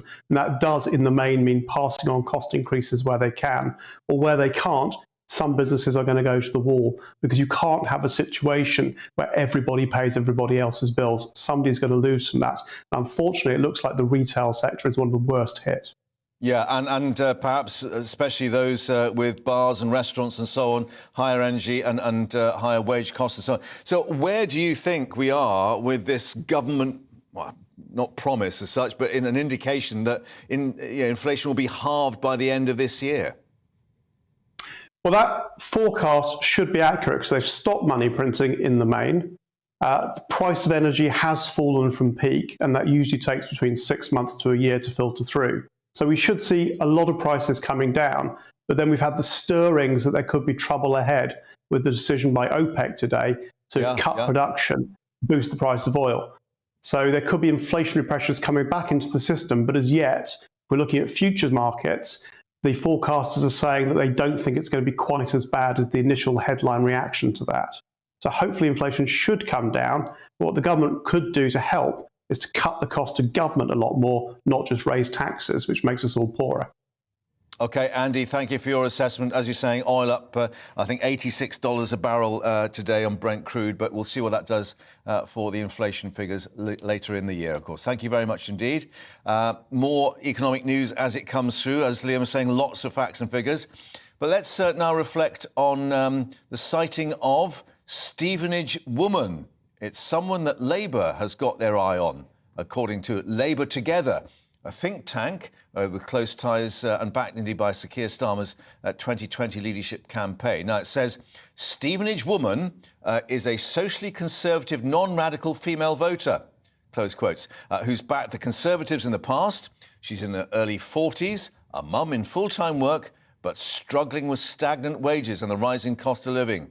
Sound familiar? Well, crucially, she could hold the key to Labour's chances at the next general election. So we've been sending Paul Hawkins to, yes, Stevenage, to talk to lots of women. How have you got on? Yeah, it's interesting when you're trying to approach women and asking them if they're in their early 40s. So I decided to write it down on my phone and just show them that long list of the profile of the so-called Stevenage woman that left-leaning think tank Labour Together are talking about. They're saying that at the moment, or at least in 2019 at the last election, the Tories and Labour were neck and neck with her. Now she's voting Labour 2-1. If Labour can keep, engage and mobilise her, they're on track for a large majority. Of course, it's all very well having these left-leaning think tanks or even right-leaning think tanks or any sort of think tanks that do this sort of analysis and pore over their spreadsheets and they've got their focus groups, etc. The question is, can you actually track down that kind of voter? We were trying to find out earlier today in Stevenage Town Centre. Labour think tank are calling it Stevenage woman. Does that sound like you? Any of you at all? I'm not a Conservative at all. I've never been. Never voted Tory in my life. Right. No, that's definitely not me. No. Not worried about public services or anything like that? Of course. Yeah? Yes. Yeah. Would you ever consider voting Conservative? No. Why not? Just out of interest? You can keep it clean. Well, why would I vote for them? Because they've wrecked the country. Right, OK. Simple as that. Right. See, I don't really, you're going to hate me, I don't vote, so. Well, that's all right. Would you vote, so even at the next election, would you be inspired to vote maybe? Possibly not, because I don't really understand politics, and I believe whoever's in charge doesn't really do the job properly, so. Labour or Conservative? Anyone.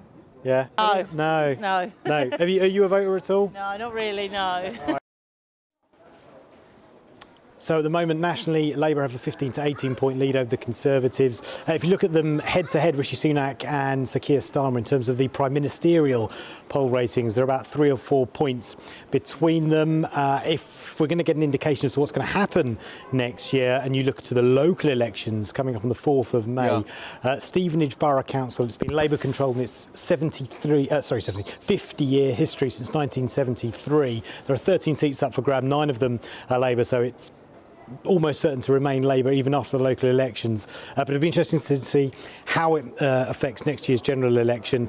at a constituency level, Stephen McPartland, the local MP, he's been Conservative since 2010, and in the constituency's 40-year history, 13 years of that have been Labour. So a little bit different when it comes to the general election versus the local election. Yeah, but very quickly, Paul, I mean, you've touched on something very interesting in those vox pops, and this is part of the makeup of Stevenage woman, bored by politics. And you had the answers that I don't vote, I don't understand politics.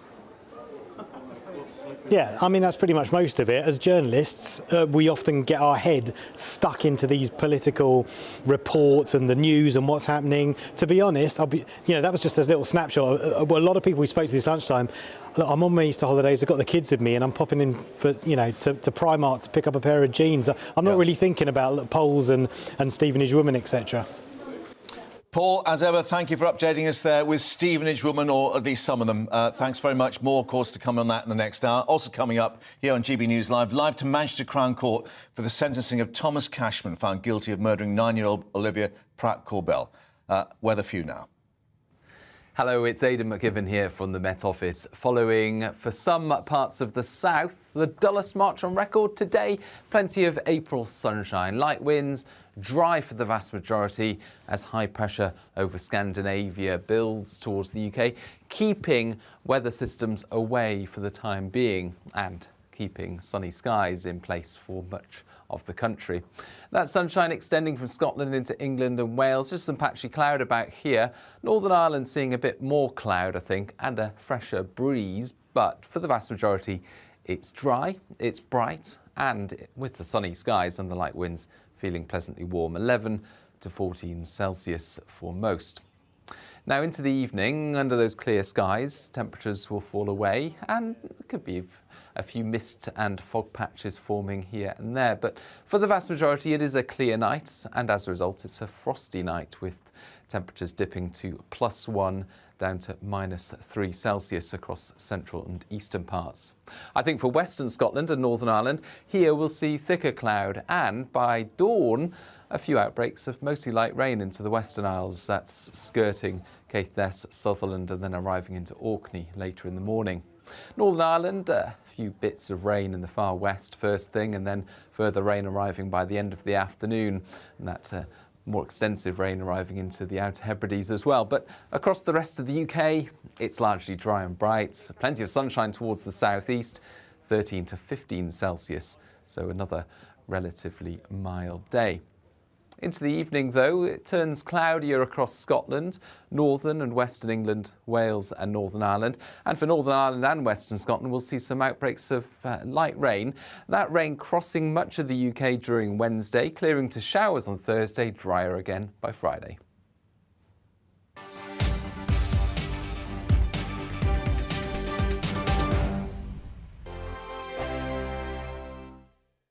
Monday to Thursday nights on GB News. At 6, it's Dubes & Co. 7 o'clock, Farage. At 8, join Jacob Rees-Mogg. And at 9, Dan Wootton Tonight, followed by Headliners. On TV, radio and online. This is GB News.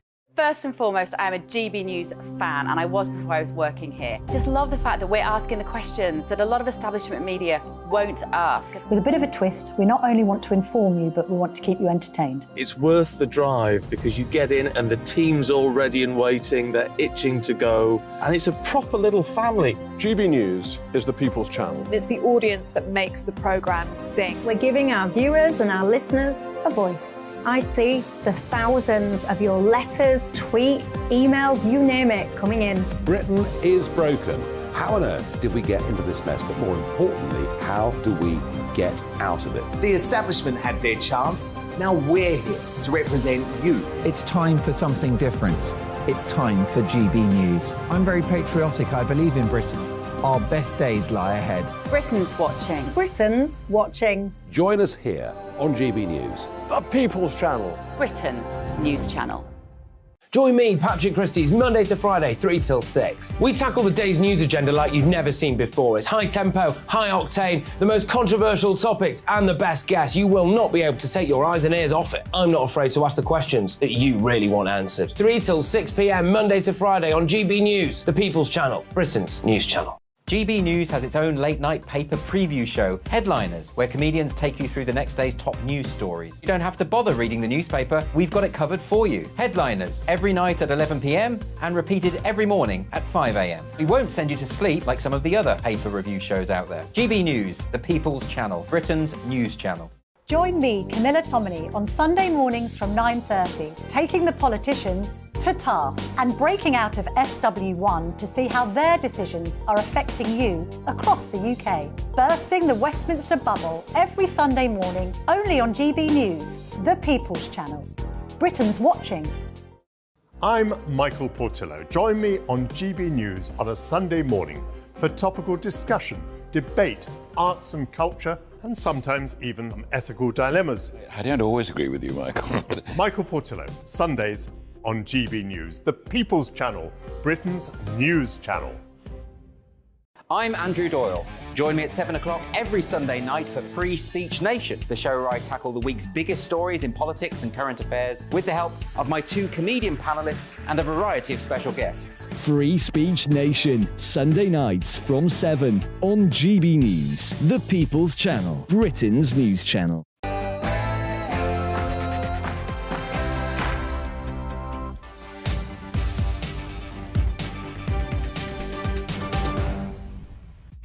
Very good afternoon. It's 2 o'clock. You're with GB News Live with me, Mark Longhurst. And coming up for you this afternoon, we're shortly expecting the sentencing of Thomas Cashman for the murder of 9-year-old Olivier Pratt-Corbell. We'll be bringing you all the latest live from outside the court here on GB News. Political correctness will not stop a crackdown on grooming gangs, as according to the Prime Minister, as he sets out plans for a new police task force. But the inclusion of ethnicity data has led to the NSPCC warning that sexual predators do not just come from one background, and that the government risks creating a new blind spot. Also coming up, the flight to a fight. Donald Trump's plane ready on the tarmac to fly in from Florida to New York. He's facing arrest and indictment there for what may be 30 charges of business fraud. But his lawyer says he's gearing up for battle over the alleged payout to former porn star Stormy Daniels. We'll have all the latest from New York. And of course, don't forget to get in touch with your views of the day, gbviews@gbnews.uk. All that to come. First, all the headlines with Aaron.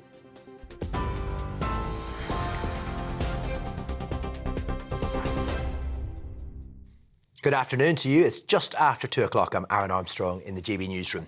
The Prime Minister's announced a new task force to crack down on grooming gangs. Speaking on a visit to Rochdale, Rishi Sunak said the measures aim to prevent victims and whistleblowers from being ignored by authorities because of cultural sensitivity and political correctness. It's after the Home Secretary singled out British Pakistani men as a particular concern. Critics say excessively focusing on race could create new blind spots when tackling child abuse. Specific issue of grooming gangs, we've had several independent inquiries look at the incidents here in Rochdale, but in Rotherham and Telford. And what's clear is that when victims and other whistleblowers came forward, their claims were often ignored by social workers, local politicians, or even the police. And the reason that they were ignored were due to cultural sensitivity and political correctness. Now, that's not right. Well, speaking exclusively to GB News, Suella Braverman says her comments on Pakistani men were based on local reviews and reports.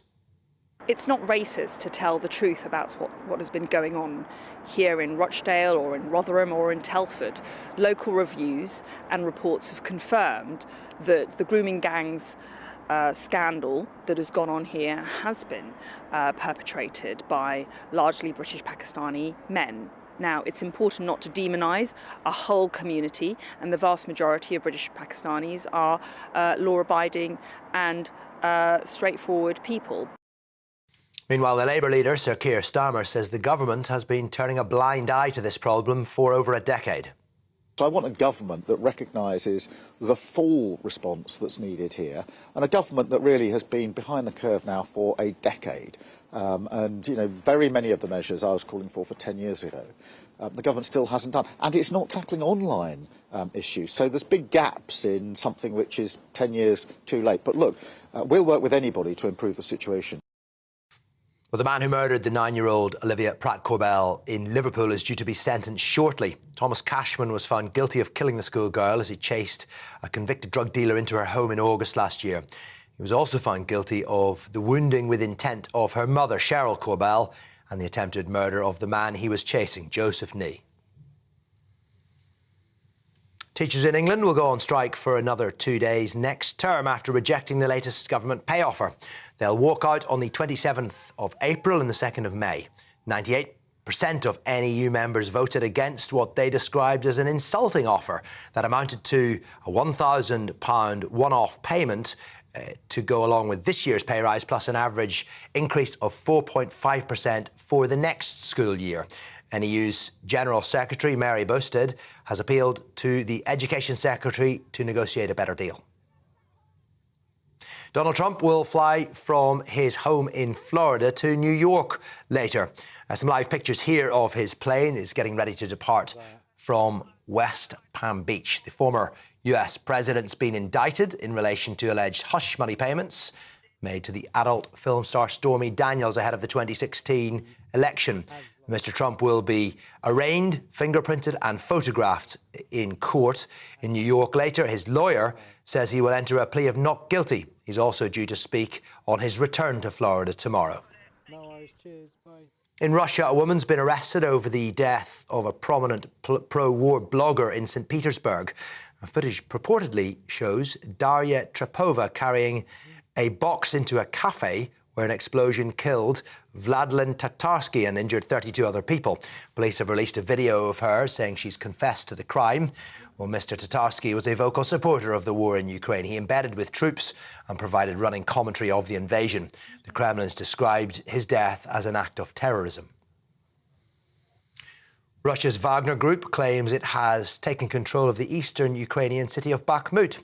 The head of the mercenary group, Yevgeny Prigozhin, says his forces raised the Russian flag over an administration building there, and it's now taken what they have described as a legal control of the city. Ukraine disputes the claim, saying Russian forces are still very far from capturing the town and that a rag has simply been hung on a random site.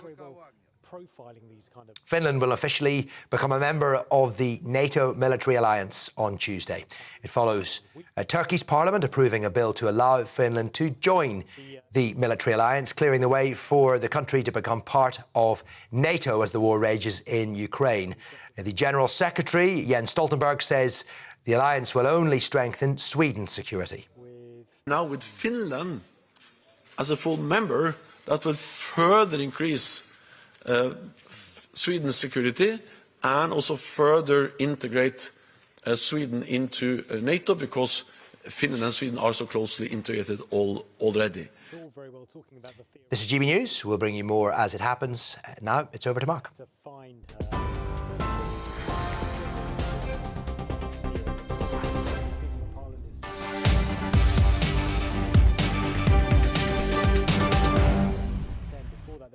Aaron, thank you very much indeed. Now, just to remind you, we'll be going live to Manchester Crown Court shortly, because the sentencing will take place of Thomas Cashman, the man found guilty of the murder of 9-year-old Olivia Pratt-Corbell. There are cameras in the court, so that sentencing will be televised. Of course, the community there in Dovecote in Liverpool expecting and hoping for a lengthy sentence because of the intimidation they've reported prior to the case where Cashman was found guilty last week of murdering Olivia and also wounding with intent her mother, Cheryl Corbell, and then the firearms offences and the attempted murder of Joseph Nee. But we are being told that Cheryl Corbell, Olivia's mother, is in court to await that sentencing. So there will be reaction, we believe, straight afterwards. So straight to Manchester when that occurs. But first, the Home Secretary has told GB News exclusively there needs to be a culture change in dealing with allegations of child sexual abuse. The government has announced new plans to deal with the issue of grooming gangs. At the same time, Suella Braverman said that the gangs had been made mainly up of British Pakistani males. But those comments drawing criticism. Some politicians claiming she is guilty of dog whistle politics. A short while ago, she spoke to GB News Investigates reporter Charlie Peters and told him it's not racist to tell the truth. It's clear that this has been a scandal that has gone on for far too long. Vulnerable girls in troubling circumstances have been dismissed, have been ignored when they have justifiably complained about sexual abuse, exploitation, being drugged or being raped. And there has been a failure on the part of state agencies, social workers, teachers, the police, to take seriously those concerns. It's on the back of this challenge and real problem which is ingrained in some of our institutions that the Prime Minister and I have now announced a series of package which take us forward, which will ensure that there's now a mandatory duty on child safeguarding professionals to report when they have concerns about exploitation or vulnerabilities. I think that will make a big difference in the action that will be incumbent on professionals to take. We saw in Rotherham and in Rochdale, in those scandals, that government officials and police officers were not prosecuted, despite reports proving that they knew what was going on. Do you hope that with your reforms, and with mandatory reporting in particular, that an ethos and a culture of accountability will be introduced? Yes, I think that imposing a duty on professionals will lead to a culture change, will lead to professional change. Ultimately, silence enabled this abuse. Silence on the part of professionals, fear of being called racist, fear about cultural sensitivities, fear about inflaming cohesion in communities. It is absolutely vital that we call out the truth of what's been going on, and that's why mandatory reporting is an important tool in the armoury of measures that we're announcing today.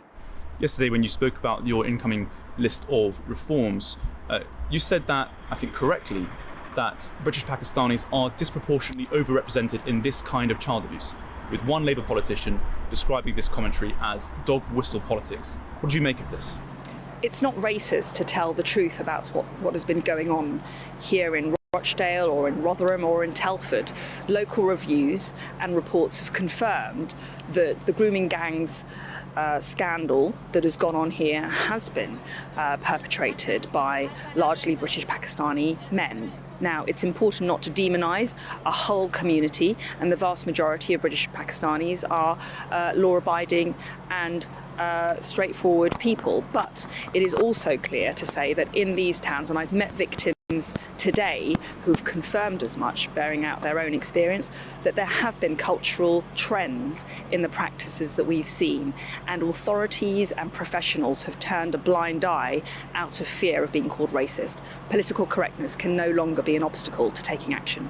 What would you say to all the women and girls who, until now, have been too afraid to come forward with their story because they didn't believe that the police or the government would support? I've met some women and girls today who were victims of child sexual exploitation, and they have explained their experiences of being dismissed, being ignored, not being believed. I urge victims to have confidence in the police, in the authorities. We are leading a step change. The measures that we're announcing today, whether it's mandatory reporting, whether it's a new task force, bringing together specialist police agencies and expertise to crack down on this practice in communities, or whether it's greater data, or whether it's toughened up sentences, represents a real step forward in supporting victims. This government is on the side of victims, and I urge them to come forward. That's how we'll secure justice for them.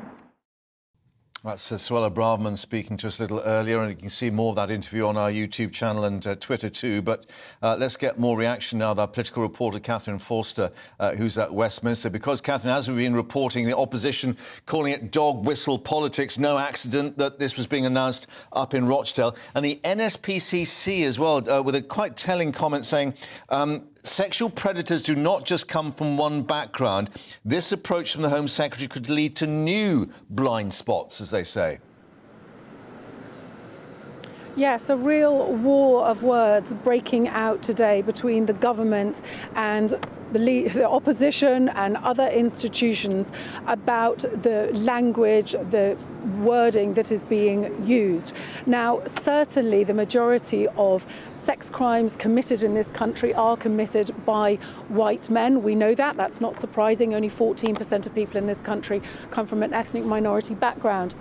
However, there certainly are pockets in places like Rochdale or Rotherham. There have been found to be pockets where grooming gangs have been principally inhabited by British Pakistani men, and where people in positions of power who should have spoken out have felt unable to do so, have turned a blind eye because they've been worried about being branded racist or bigoted. And the government is saying that this is not acceptable. So Suella Braverman and Rishi Sunak today announcing 4 specific new measures to crack down on grooming gangs.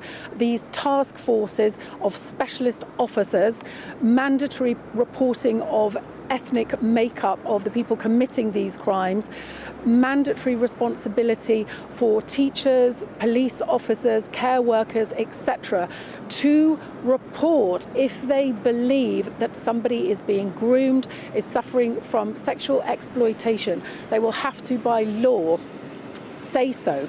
Also, tougher sentences and more money for this NSPCC child whistleblowing helpline. So the government really don't care about the backlash. They feel that this has been neglected for a long time. I think they suspect that they will have the public behind them. And I also feel that, of course, it's recess here. Westminster's very quiet, but there is no rest for Suella Braverman, no rest for Rishi Sunak, because there is a local election in England just a few short weeks away. And they're hoping that these sorts of announcements will have an appeal, will gather good press for them. Although I have to say, as regards implementation, it's difficult to see how all these promises will be met because, of course, resources are very, very stretched indeed. And in terms of those local authorities, of course, we had Suella Braverman indicating her view that Labour authorities had turned a blind eye to this. Labour itself saying, well, the government is very late to this particular topic that they'd asked a decade ago for better policing powers. Yes, people like Labour leader Keir Starmer have been saying basically what took you so long, saying when he was Director of Public Prosecutions, he was instrumental in bringing the Rochdale case to trial. A lot of blame being flung around. Certainly, many of these grooming gangs that have been brought to light were in Labour council-controlled areas. But then again, they don't have a monopoly on that. And also this Conservative government, of course, have been in power for 13 years.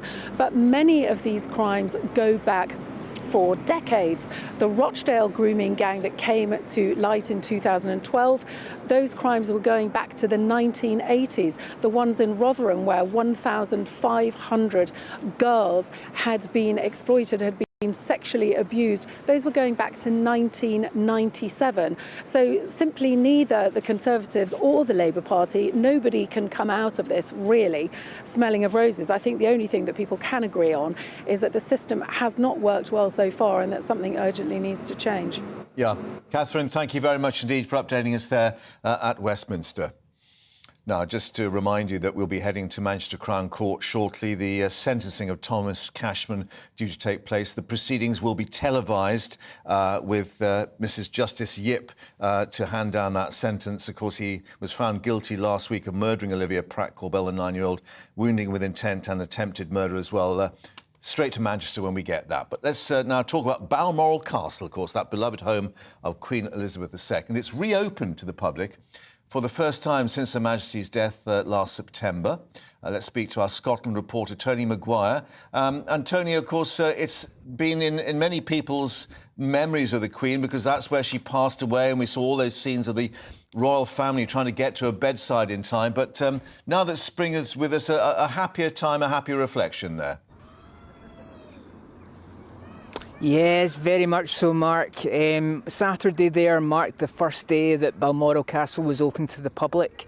Entrants can get in and actually see the ballroom inside the castle, as well as walk some of the 50,000 acres on the property. I've spent my day here in the local town of Ballater talking to a lot of locals and visitors and local businesses, you know, and some of them are telling me it's very much like the flip of a switch when 1st of April comes and the new season comes. And this year it hits that much harder because the last pictures that people have seen of this area are very much, as you say, those SUVs rushing to get into the grounds. Certainly some of the visitors I've spoke to this morning have been talking a lot about bringing friends and family and encouraging them greatly to see, because it is this jewel of Aberdeenshire. And then I also spent some time today talking to Cheryl Barr. She's the owner of Shorty's Ice Cream Parlour around the corner, and she went into great detail about the special relationship between the people of Ballater and the residents, should I say, of Balmoral. Absolutely. I mean, the relationship that the King had previously obviously will change drastically, which is inevitable with his new duties. He always had a massive respect for Ballater and a massive love for Ballater, which was reciprocated. So yes, there is a long-standing relationship. I don't imagine it'll change in the kind of respect and love, but it will obviously change where he won't be able to make as many appearances and things. But, you know, the royal family walk around Ballater as if, you know, it's just another Tuesday. They don't get disturbed, you know, the locals see them, and it's a very kind of, we appreciate the fact that they're here on holiday, that it's their downtime. Unfortunately, obviously, with His Majesty now being king, it won't be the same, but yeah, I imagine the relationship will certainly still be long-standing.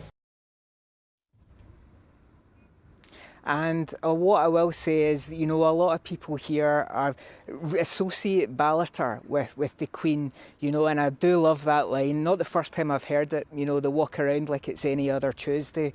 And to give you a even broader sense of the relationship of the King and Ballater, certainly when the floods hit in 2015, 600 homes and some 100 businesses were deeply devastated and damaged. Both the Queen and the now King, they clubbed together and they contributed to fundraisers, and they appeared often to build morale, and certainly that relationship, that long-standing love and appreciation, is maybe best characterised by the fact that the King and Camilla's marital home, Burke Hall, in the grounds of Balmoral, well, that still stands up here, and I think that's really something that the people of Ballater really take to heart.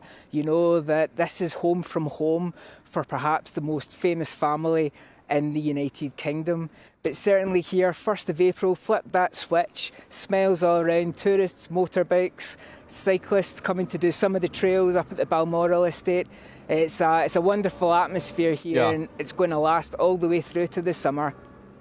And Tony, just on that particular topic of Balmoral and Burke Hall, as you say, which was the Queen Mother's residence there originally, have we got the indication that King Charles is considering opening Balmoral to the public all year round and just keeping Burke Hall really as his residence? Because, of course, Balmoral was a residence for the Queen, one of her favourite homes.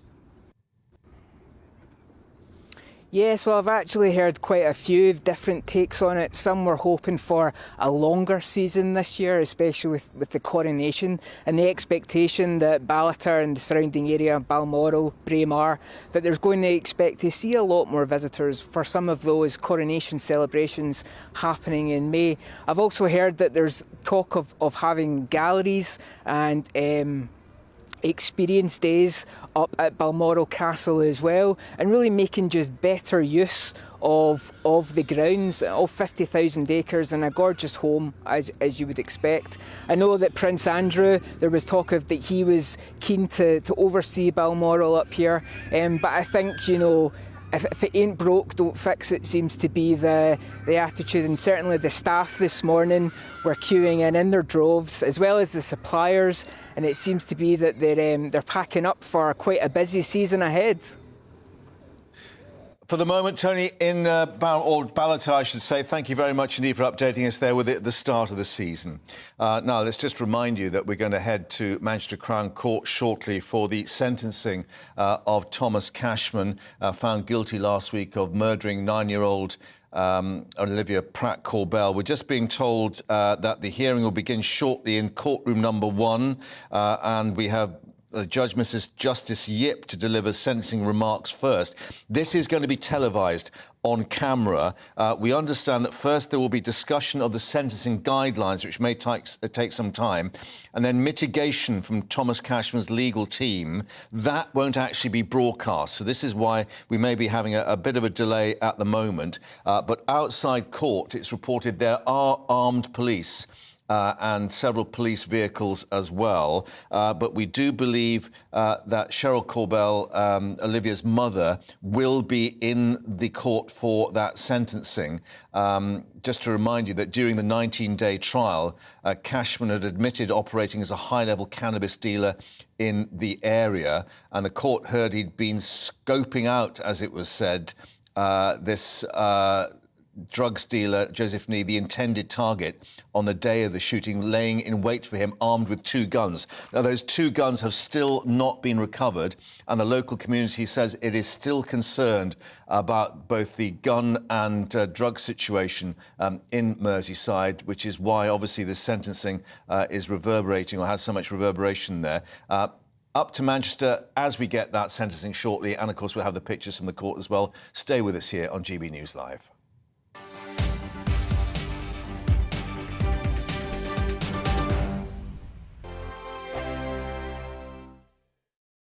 It's all about family, being in people's living rooms, all the interaction and getting to know who our viewers and listeners are. When I was young, my dad used to say, "Nah, stop arguing." I wanted an outlet that would enable me to give my opinion.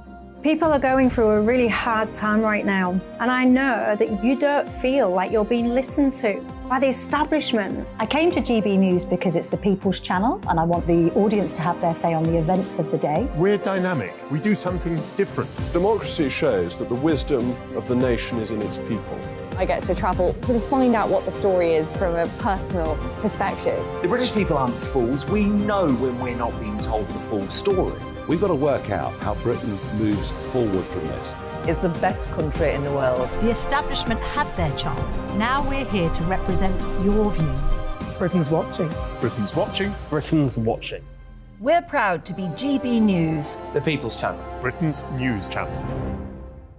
Hello, I'm Michelle Dewberry, and you can join me every weekday 6 till 7 on Dubes and Co. You're an inspiration to us all. Clip that bit off. Well, you are. That's my ringtone. My political ambitions those days are gone, I can tell you. She's only teasing. Go on. He's probably going to want to lay down now. I'll give him 2 minutes to have one. Let's respectfully disagree. That's what we like on Dubes and Co. Come and join us. GB News, the People's Channel. Michelle Dewberry, weekday evenings at 6 o'clock. Start the day with GB News. We catch up on all the big stories you didn't hear the night before. And take a look at what the world's talking about this morning. That's right, Monday to Thursdays from 6 o'clock. It's Breakfast with Eamon and Isabel. Straight after breakfast, join us, Bev Turner and Andrew Pearce. We're going to take you through till noon. We'll be tackling the big topics of the day, including the things that the other channels just won't talk about. If it's happening here. Wake up to mornings on GB News, the People's Channel. Britain's news channel. I'm Simon Evans. Join me on GB News for Headliners at 11 p.m. What's the scoop? I'll be joined by 2 of the country's top comedians. That's right. As we take a look at tomorrow's newspapers tonight. We're going to get into trouble. If it's a big story, we'll be covering it. Spill some tea on him. There we go. But we'll also have some fun. I wouldn't stick up a bank. My father didn't love me. So anyway. Headliners every night from 11 on GB News, the People's Channel, Britain's news channel.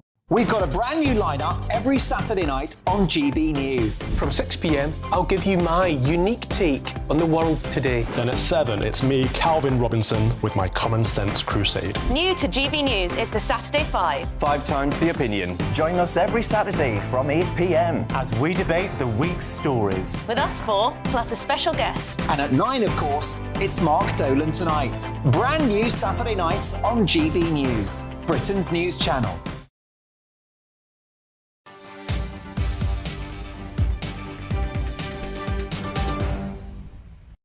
And welcome back to GB News Live. Now, let's update you with some more reaction, or should it be an indication from Downing Street on what Suella Braverman, the Home Secretary, said about these grooming gangs earlier. Of course, we've had both the Prime Minister and Home Secretary in Rochdale unveiling these new evidence-based approaches taken to all aspects of grooming, as it's. But there's been a lot of controversy, of course, over the Home Secretary's comments to single out British Pakistani men, despite research finding no clear link between gang members and ethnicity. Now, Downing Street spokesman saying that Rishi Sunak has not repeated her focus on British Asian grooming gangs because he was promising the victims will no longer be ignored due to cultural sensitivity and political correctness. That's the language they're using. Downing Street saying that they were seeking to emphasise that an evidence-based approach will be taken to tackle all aspects of the issue. Let's speak to Olivier, our reporter, who's joining us once more in the studio. Bit of reaction coming in where they're recognising the sensitivity of not just what the Home Secretary said, but how she said it, indicating she said that the truth needed to be told about what was going on, and the NSPCC questioning whether the truth was being told. Absolutely, and Rishi Sunak knows that he's walking a very thin line here, because on the one hand, of course, there is a huge issue with grooming gangs with often men from Pakistani heritage, and we've seen this build up in the news for a long time now, and this issue sort of came to the fore about 10 years ago.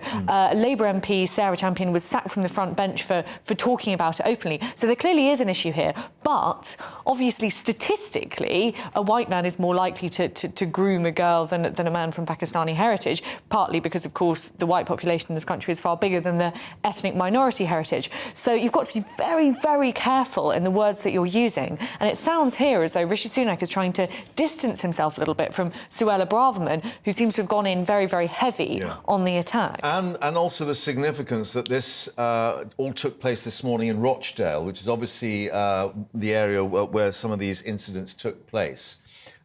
Just to update everyone on what Rishi Sunak is saying, he basically, when challenged about the focus on British Asian grooming gangs being appropriate, he said all forms of child sexual exploitation carried out by whomever are horrific and wrong, but with a specific issue of grooming gangs, we have had several independent inquiries look at the incidents here in Rochdale, but in Rotherham and Telford. What is clear is that when victims and other whistleblowers came forward, their complaints were often ignored by social workers, local politicians, or even the police. And of course, Suella Braverman pointed the finger at Labour authorities, turning what she called was a blind eye. Yes, absolutely. And Rishi Sunak seems to be keen to sort of zoom out a bit and show that it's more of a kind of institutional problem. And I think that what he's trying to highlight is the fact that a blind eye can be turned to cases, for the sake of political correctness, to cases where Pakistani men are involved in grooming white girls. Whereas the tone that Suella Braverman struck could be said to be suggesting that Pakistani men were more likely to be involved in these cases. And the statistics actually suggest that there isn't enough evidence to say that Pakistani men are more likely to be overrepresented. That said, before 2020, the evidence for ethnicity in these cases just wasn't recorded properly. Yeah, and so this goes to the heart of what they have identified as a problem. The reporting didn't take place. So when the Home Office commissioned research said that most group child sex offenders were men, majority white, not enough evidence that members of grooming gangs were more likely to be Asian or black. This is based on a system that did not have ethnicity actually in the reporting figures. Exactly. So this Home Office report that came out in 2020, which I think might be the one you're quoting, shows that police officers simply weren't getting the data on the ethnicity of these gangs. So it wasn't clear whether there was a sort of cultural element to what was going on in places like Rochdale and Telford. Since 2020, the ethnicity of offenders has been recorded. And what Suella Braverman is talking about today is the fact that under new government guidelines, data is going to be analysed of the ethnicity of offenders, and that's going to be taken into account when recording with crimes for the future. And in terms of police powers, Labour, without directly challenging them on this issue about the local authorities, they're saying, well, this is something that we were trying to, were talking about 10 years ago, and the government didn't actually put it into place. Yes, and I mean, they are right to point that out. And even now, in the summer, when Rishi Sunak was in the leadership contest, when he was trying to get some of those sort of right-wing votes from Liz Truss, and he was worried about losing the sort of further right of his backbenchers, he talked about mandatory life sentences for anyone who was involved in a grooming gang. And the proposals which he's talking about today, although the rhetoric is quite tough, they definitely fall short of what he was saying in the summer. So yes, Labour's right to point out that the Conservative government didn't do very much 10 years ago, but even now one could argue that the measures are falling a bit short. Yeah, and what they will actually deliver. Olivia, thank you for taking us through that. We'll see, of course, what further reaction there is. Also, we'll be going live to Manchester Crown Court as we're updating you for the Thomas Cashman sentencing. But first, let's get an update on all the other headlines with Aaron.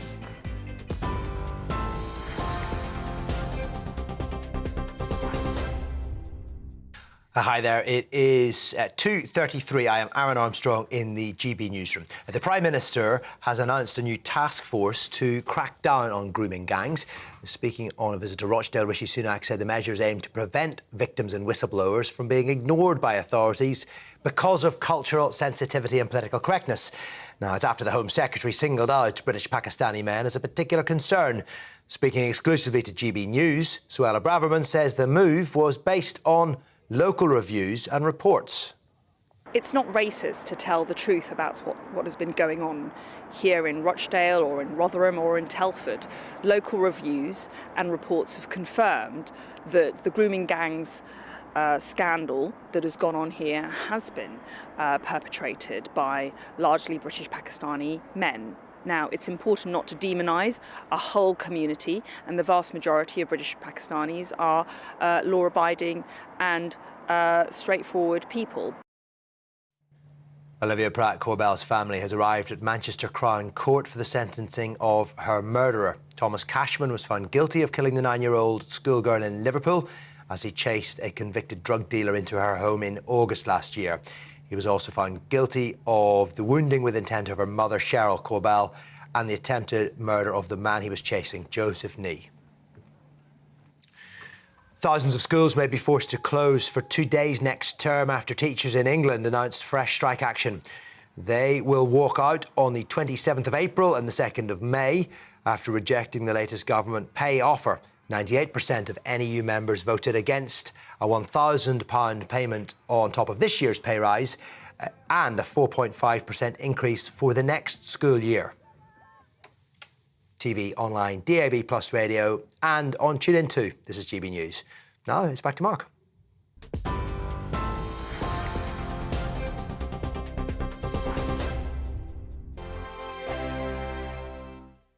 I joined GB News because I was sick and tired of not hearing my views being represented, not just mine, but so many people that I knew and spoke to. I just couldn't get my voice out there. I couldn't say anything. I couldn't do anything. Whatever the narrative was, I kind of had to follow it. GB News is there to provide a voice for those who have been ignored by the establishment media. We think different things, we've got a different style. GB News is here to be optimistic and positive about the future. It's real kind of dynamic and flowing, with the audience very much at the heart of it, like a big family. Here at GB News, we talk about the things that matter to you. Hearing the voices from right across our towns and cities, especially our towns. All sides of the argument represented with a heavy dose of opinion. We're on a mission here to make a difference. And the GB News family really is here for you, and whatever time of day you can watch or listen. Britain's watching. Britain's watching. We're proud to be GB News. The People's Channel. Britain's news channel. Westminster is going around in ever-decreasing circles, followed by the media. Britain is broken. How on earth did we get into this mess? But more importantly, how do we get out of it? Join me at 7 p.m, Mondays to Thursdays on Farage, here on GB News. We will have open, rational debate. We've got to work out how Britain moves forward from this. Join us here on GB News, the People's Channel. Britain is watching. You've probably seen politicians interviewed 1,000 times, but we do it differently. We find out who they really are, we don't shout, we chat, and hopefully we bring a bit of light, not just heat. Did you know Kate Moss? Apparently. Do you have a pair of jeans or a pair of jeans? No, of course I don't. What would I do with them? My friends are like, oh my God, what's she doing now? Join me every Sunday at 6 for Gloria Meets, only on GB News, the People's Channel, Britain's news channel.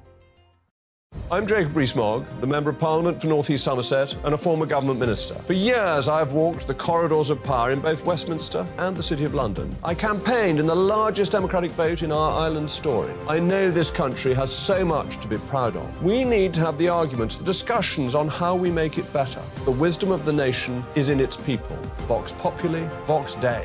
That's why I'm joining the People's Channel. Join me Monday to Thursday at 8 p.m. on GB News, Britain's news channel. I'm Mark White. As GB News Home and Security Editor, I cover those key issues that are so important to you. Our authorities, our communities doing all they can to combat violent crime. With the public services under unbearable strain, why are we still failing to control our borders? Defence, the first priority of any government, has been continually hollowed out. Can we trust our politicians to protect the armed forces? Join me, Mark White, on GB News.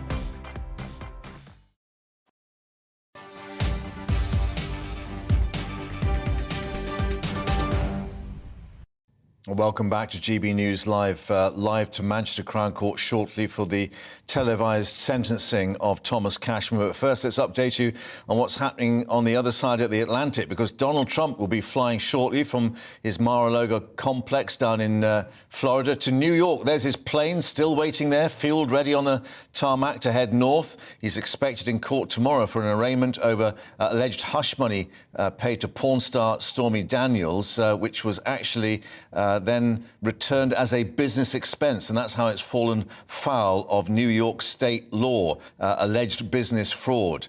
And don't forget that you can follow that plane by staying with our YouTube channel. And I think there's something going on there, certainly on the nose wheel. The checks are being made.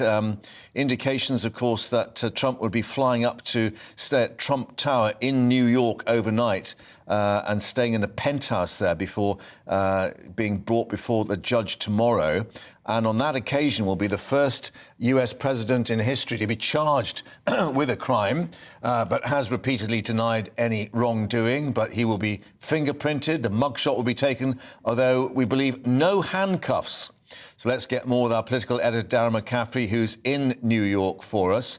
Because, Darren, there are suggestions that he was quite happy to be portrayed as the victim in this and actually have a shot of him in handcuffs. Yeah, indeed, he's certainly presented himself as being kind of persecuted in all of this, talking about how there was a witch hunt against him. He would point to the fact that the man who is prosecuting this case or has brought this indictment here in New York was elected as a Democrat, pretty much on the basis of being an indictment against Donald Trump. But clearly the state of New York feels that it's got enough evidence, if you liked, to bring this case against the former US president. It's going to be an extraordinary moment tomorrow, Mark. Never before have we seen a former or current US president face these, or face any criminal charges at all. We think it could be up to 30 individual charges. We're going to get the call sheets, or the charge sheet, if you like, tomorrow afternoon in court here in New York. As you say, though, Donald Trump is going to travel up tonight. He's going to stay here in Manhattan and then make that appearance in court. Though it's not entirely clear what we're going to see during that 1 hour hearing. Possibility that it will not be televised. And then the bigger question is, of course, what impact does this have on US politics? How much does it shift public opinion? Because at the moment, we know that the Trump team down in Mar-a-Lago in Florida are trying to exploit this as much as they can to try and boost the support around Donald Trump. And that does seem to agree to be working. It's fair to say that his core supporters have certainly rallied around him. And the polls, when it comes to who they want to see as the presumptive Republican nominee next year, Donald Trump increasing his lead over Ron DeSantis, who's the Florida governor, who also, we believe, wants to run. So at the moment, it does seem to be, at least politically, playing into Trump's hands. When it comes to the actual court case, though, and the law and the proceedings against him, well, we're going to have to wait and see how this plays out. The preliminary hearing is tomorrow, where he will say he's not guilty, but this is going to be a process that takes months, if not years, Mark. And how is that playing out in New York? We've seen all these steel barricades being put in readiness, police apparently having leave cancelled, but we've not really seen the big protests, the gatherings, either in Mar-a-Lago or indeed there in New York yet. Yeah, indeed, and we've got New York cops all around us here in New York. I mean, they're normally here in large numbers anyway, but many of them have had leave cancelled over the last couple of days for fear that we could see large protests. Now, we do know there will be protests tomorrow at midday here. There are kind of 2 points of interest on the Trump Tower, where President Trump will be staying, and also the courthouse, which is slightly further down the road here in Manhattan, Lower Manhattan. But all in all, I have to say it's been interesting that we've not seen large numbers of people gather here, either in New York or indeed in Florida, to protest on behalf of Trump's behalf, even though he's asked for protesters to come out. There have been some co-supporters down in Mar-a-Lago, though I suspect that will change tomorrow. And then we're going to hear from Donald Trump himself. He's going to fly back straight down to Florida after the court hearing, and he's going to address his supporters at around 8 p.m. local time down in Florida. And it'll be really interesting what he has to say about this court case, because it may well be that the judge doesn't allow him to say an awful lot. At the end of the day, you know what, this is a criminal proceeding with an actual jury. In many ways, he shouldn't be prejudiced in his own case, but this is a case that America has never seen before, and I suspect a lot of the norms and a lot of the rules, again, unsurprisingly with Donald Trump, will be smashed. Yeah, indeed. Trump, of course, with his own social media network. So we'll see how that plays out. But Darren, in New York for the moment, thank you very much indeed for that, of course, and we'll monitor that plane on the tarmac, leaving on a jet plane, well, a little later from West Palm Beach. Let's get the views now of US political analyst Eric Ham, who joins us. Eric, it is interesting when we're looking at the statistics of another $4 million in donations for Trump's presidential campaign, 16,000 volunteers signing up to assist that campaign. It's not actually hurting him in the political sense at the moment. Not at all. In fact, Donald Trump has used this indictment and the specter of this indictment to maximum benefit. He has separated himself from the field of other Republican presidential hopefuls. And not only is he raising money, but he is also building name ID and showing to the rest of the party that he still wields enormous strength and influence over the GOP. And looking at the other figures, that's the Republican ticket. He's on 57%, I think the latest suggestions. Ron DeSantis at 31%, which is quite a lead. What is the Republican Party making of all this?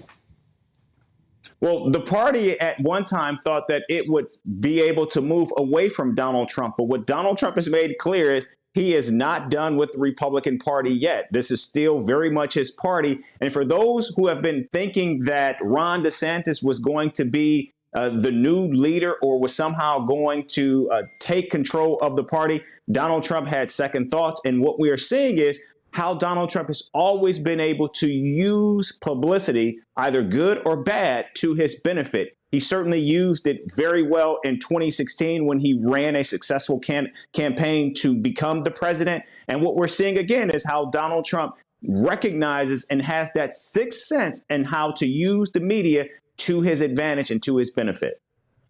But how is it playing out with the electorate in a wider sense away from the Republican Party and this Trump show goes back on the road, if you like? That's a really good question. What we are seeing here is this is a tale of two campaigns. The specter of indictment has worked wonders for Donald Trump with his base and in the Republican primary. What does that mean and how does that translate to a general election? It appears as though, look, Donald Trump has seen his approval rating and his poll numbers going down ever since he lost in 2020.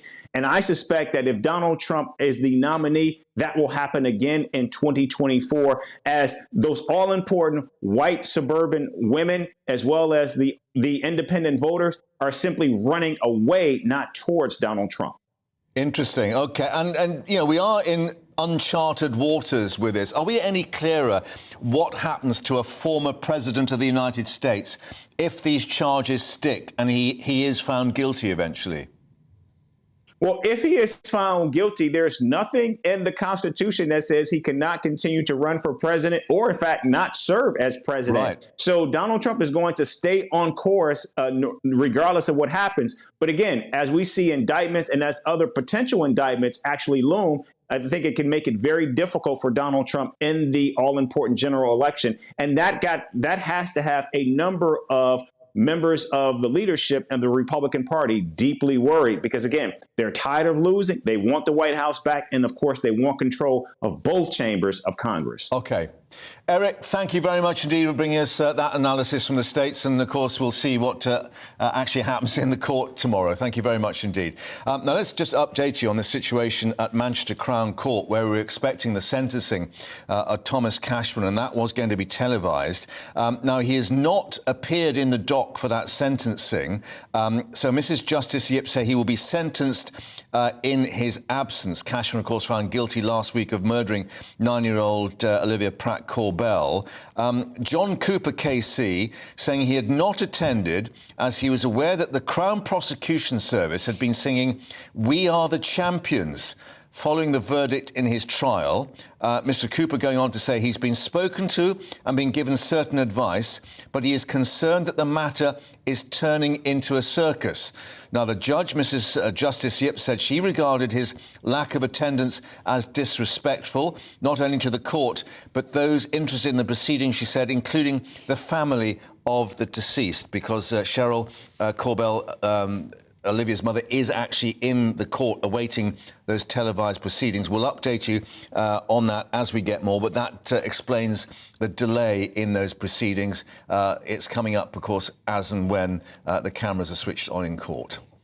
Now, let's reflect on the economy at the start of a new tax year.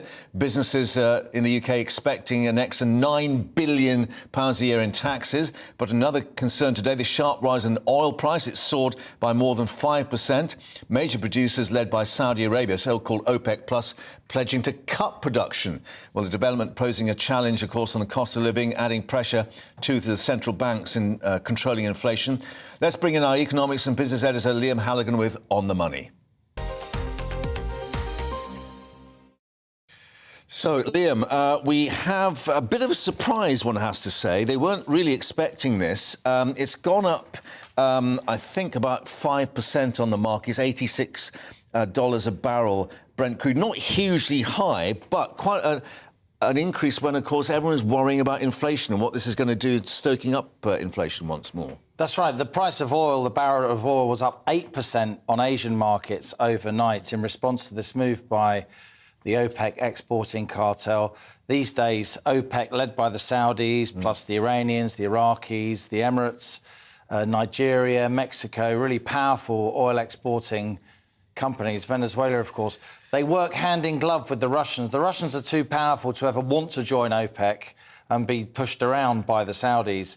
But when OPEC and the Russians get together, between them, they control 90% of all known oil reserves. And China and India buying that Russian oil, let's not China and forget. India are indeed buying lots of Russian oil. So this is a move that will really annoy the US. They thought, you know, they've had a strategic partnership with the Saudis since the end of the Second World War.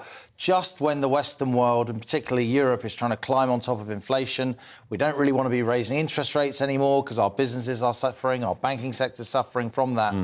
OPEC turns around and says, we're a bit worried the global recovery isn't happening fast enough, so we're going to put oil prices up by a precautionary measure to support stability of the oil by market. restricting supply. We're going to put oil prices up by restricting supply, which is really going to be a pain in the neck for lots of Western companies. Will it actually have a direct effect on inflation? Because, of course, we've got the government saying we expect inflation to be halved by the end of the year. Well, 50%, 55% of what you pay at the pump when you fill up your car or van is tax. That's very high here in the UK. But the oil price does have an impact. And as you and I have often said, Mark, long in the tooth and experienced as we are, that when oil prices go up, petrol and diesel prices, they go up like a rocket. But they come down like a feather when oil prices come down. So I do expect this to impact petrol and diesel prices that in general have been coming down in recent months. So that will be difficult. It's also worth reflecting today, Mark, that it is the end of the tax year. We're talking about this most hours, the start of the new tax year, and we should just say for GB News viewers and listeners what's going to happen. Because look away now. There is quite a lot going on. Yeah. There is some good news. Right. But on energy, household energy bills, we know that the cap on average household energy bills, and we can show it here in a graphic, is staying at £2,500 a year. It was going to go up to £3,000. It's staying at £2,500. Now, when Ofgem, the regulator, announced that, we were all cheering because we thought, hey, energy prices are going to come down after a year of sky-high energy bills. But actually, at the same time, not so widely covered on the media, funnily enough, the £400 across-the-board payment for all families helped with their energy bills, which went directly to your energy company. You didn't have to administer it. That's now being scrapped at the beginning of this new tax year. There will be an £800 annual support package for households that are on benefits, and we should say that will be paid in stages. If you are in difficulty, do tell your supplier, because then it's harder for them to cut you off. It's also worth saying, though, some good news, Mark. On the next graphic, the living wage or the minimum wage, depends on how you define it, that's going up by 92 pence, if we can change the graphic, to £10.42. So we're already at this bit of help. £10 plus minimum wage, but of course that's worth a lot less than it was a year ago because inflation's at 10%. Council tax is going to go up 5% across the board. Broadband, mobile and water bills will also go up. And, of course, the big one for a lot of companies, finally, is corporation tax going up from today from 19 to 20%. Collective ouch. Yeah. Collective ouch. Well, let's speak now to Head of Policy, Government and Public Affairs at UK Onshore Oil and Gas, Charles McAllister. Charles, thanks for coming in and updating us. What's OPEC Plus up to? A bit of mischief-making, geopolitical, or they just want to boost it beyond $80 a barrel? It is interesting because Saudi Arabia said a few months ago there would be no cuts, and so it surprised the market. I think there is concern, allegedly, in the OPEC cartel that demand will not be as high as expected, and that's subject to a huge amount of uncertainty. So if you look at the forecasts for oil price, Goldman Sachs said it could go up to $100 per barrel again by the end of 2024. So the question for the impact on consumers is going to be, what's demand going to be internationally? How are the Americans going to react? Because they are fracking oil wells as quickly as they can. And the impact on consumers, because, I mean, if you're in the offices of Greenpeace and Friends of the Earth, they would say, you know, oil isn't a major fuel for the UK. Obviously, that is not true. It's our largest... It underpins the whole economy, doesn't it? Absolutely. Yeah. So 97% of transport, oil. Heating in England, anyway, it's about 5%. In Northern Ireland, it's 67% of homes that heat with oil. Now, you're not going to see a change at the pumps in sort of a 1-2 days. But if this price is sustained, you might see changes in sort of the next 1 to 2 weeks. And what power does Washington or even London and others in Europe have on these Middle East states, Saudi Arabia, Iraq and so on, to actually say, you need to rethink this approach? Limited. Very, very limited. So the American reaction has been typically boost production, and they also have strategic reserves. What the Biden administration made a decision a few months ago to release those strategic reserves. This is barrels that have got that have been stored. Stored, yeah. Yeah, absolutely. I mean, in the UK, our oil net imports are about a third. European oil production is not massive compared to, say, the Americans in the Middle East or the Russians.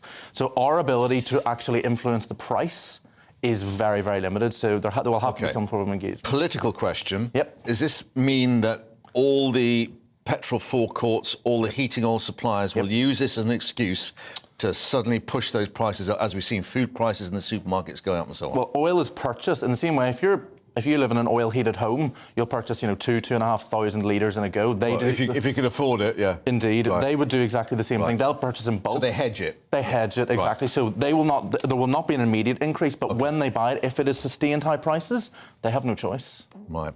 Thanks for cheering us up. You're we'll see you welcome. again. OK, thank you. You're welcome. And, of course, we'll keep our eye on all those economic figures. But let's now head back to the politics and explain why. We've got our sights on Stevenage Woman.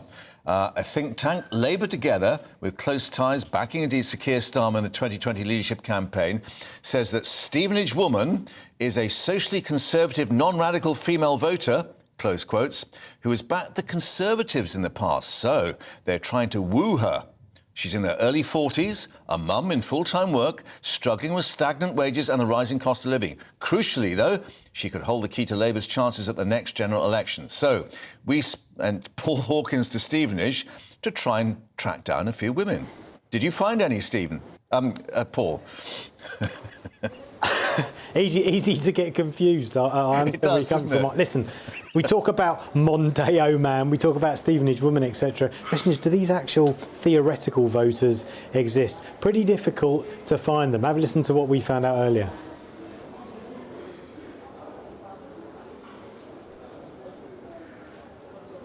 Labour think tank are calling it Stevenage woman. Does that sound like you? Any of you at all? I'm not a Conservative at all. I've never been. Never voted Tory in my life. Right. No, that's definitely not me. No. Not worried about public services or anything like that? Of course. Yeah? Yes. Yeah. Would you ever consider voting Conservative? No. Why not? Just out of interest? You can keep it clean. Well, why would I vote for them? Because they've wrecked the country. Right, OK. Simple as that. Right. See, I don't really, you're going to hate me, I don't vote, so. Well, that's all right. Would you vote, so even at the next election, would you be inspired to vote, maybe? Possibly not, because I don't really understand politics, and I believe whoever's in charge doesn't really do the job properly, so. Labour or Conservative? Anyone. Yeah? No. No. No. Are you a voter at all? No, not really, no.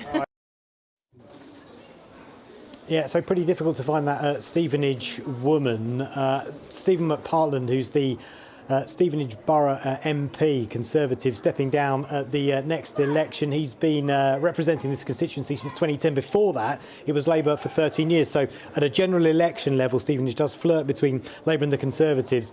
At a local level, and of course the local elections are coming up, Stevenage Borough Council has been solidly Labour for the last 50 years, and there are 13 seats up for grabs out of 39. 9 of those are Labour, so it's unlikely to swing towards the Conservatives and give us an indication of where next year's vote may lie. But yeah, interesting one politically, Stevenage Borough, and there's some evidence, I think you'll find, Mark, that when you talk about these theoretical voters like Mondeo Man and like Stevenage women, it's a little more difficult to find them.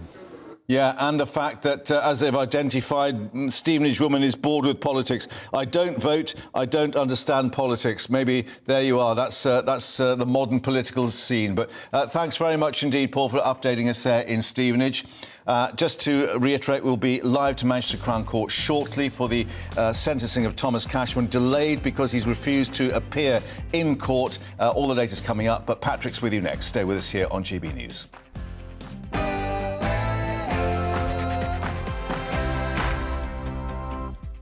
Well, a very good afternoon, everybody. Patrick Christie's here on GB News with you all the way through until 6 p.m. But we've got a big hour coming your way. As Mark was saying, we're going to go live to Manchester Crown Court for the sentencing of Thomas Cashman, who, of course, was found guilty of the murder of 9-year-old Olivia Pratt-Corbell. We will take that live right here on this show. But in other news, a big win for GB News as the government has vowed to crack down on grooming gangs and not let political correctness get in the way of police investigations. We're also going to be taking you stateside to America, where we're on Trump flight watch. That's right, ladies and gentlemen, we'll be bringing you live shots of Donald Trump's plane, Trump Force One, as he prepares to leave and then attend court and face arrest as well on numerous different charges. We'll bring you the latest on all of that. And yes, just to round us off, from one Trump to another, some would say, could the actual future of hitting on net zero targets lie potentially in harnessing cows' farts? Who would have known it, hey? I'm Patrick Christie's and this is GB News. That's all to come very shortly, right here.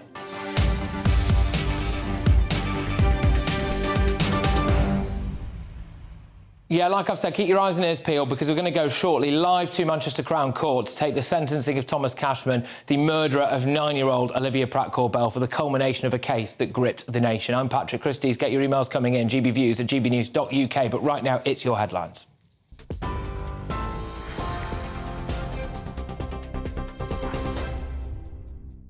Very good afternoon to you. It is just after 3 o'clock. I am Aaron Armstrong in the GB newsroom. The man who murdered 9-year-old Olivia Pratt-Corbell is due to be sentenced in absentia shortly.